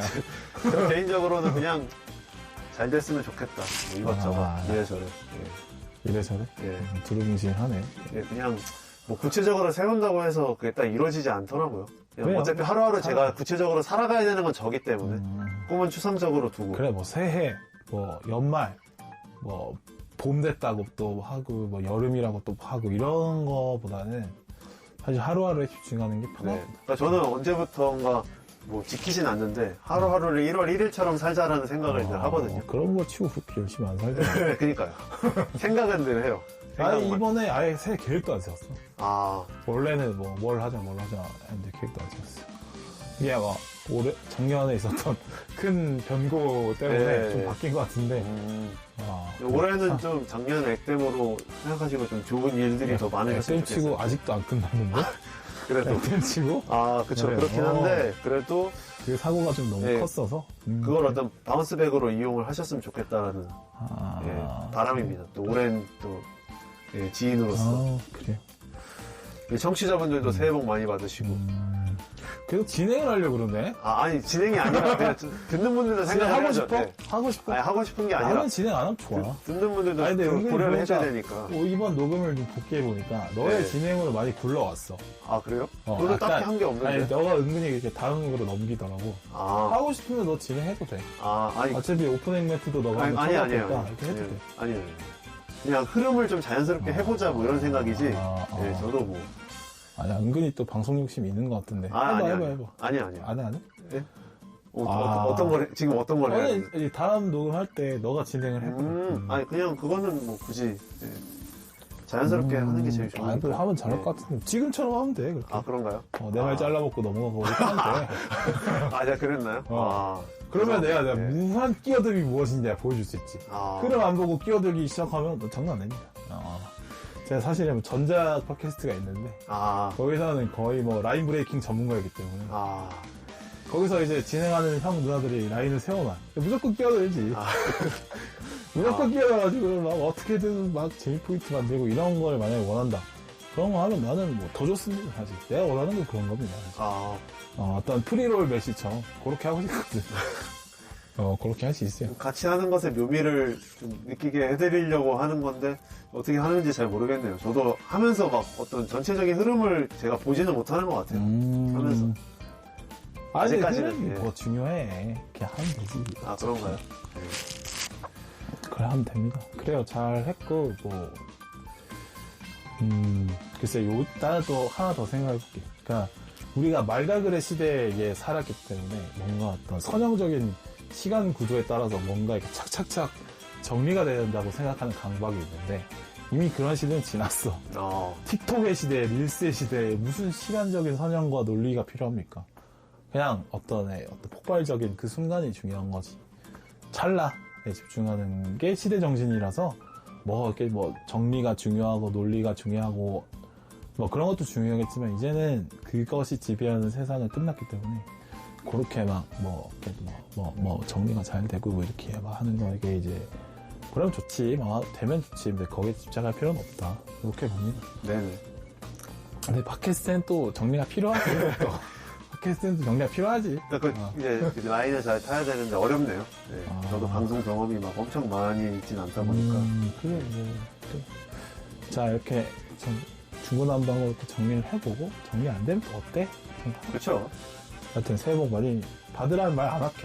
그냥 하루 열심히 사세요, 여러분. 나도 그렇게 할게. 자, 여기서 녹음 마치겠습니다. 하나, 둘, 셋.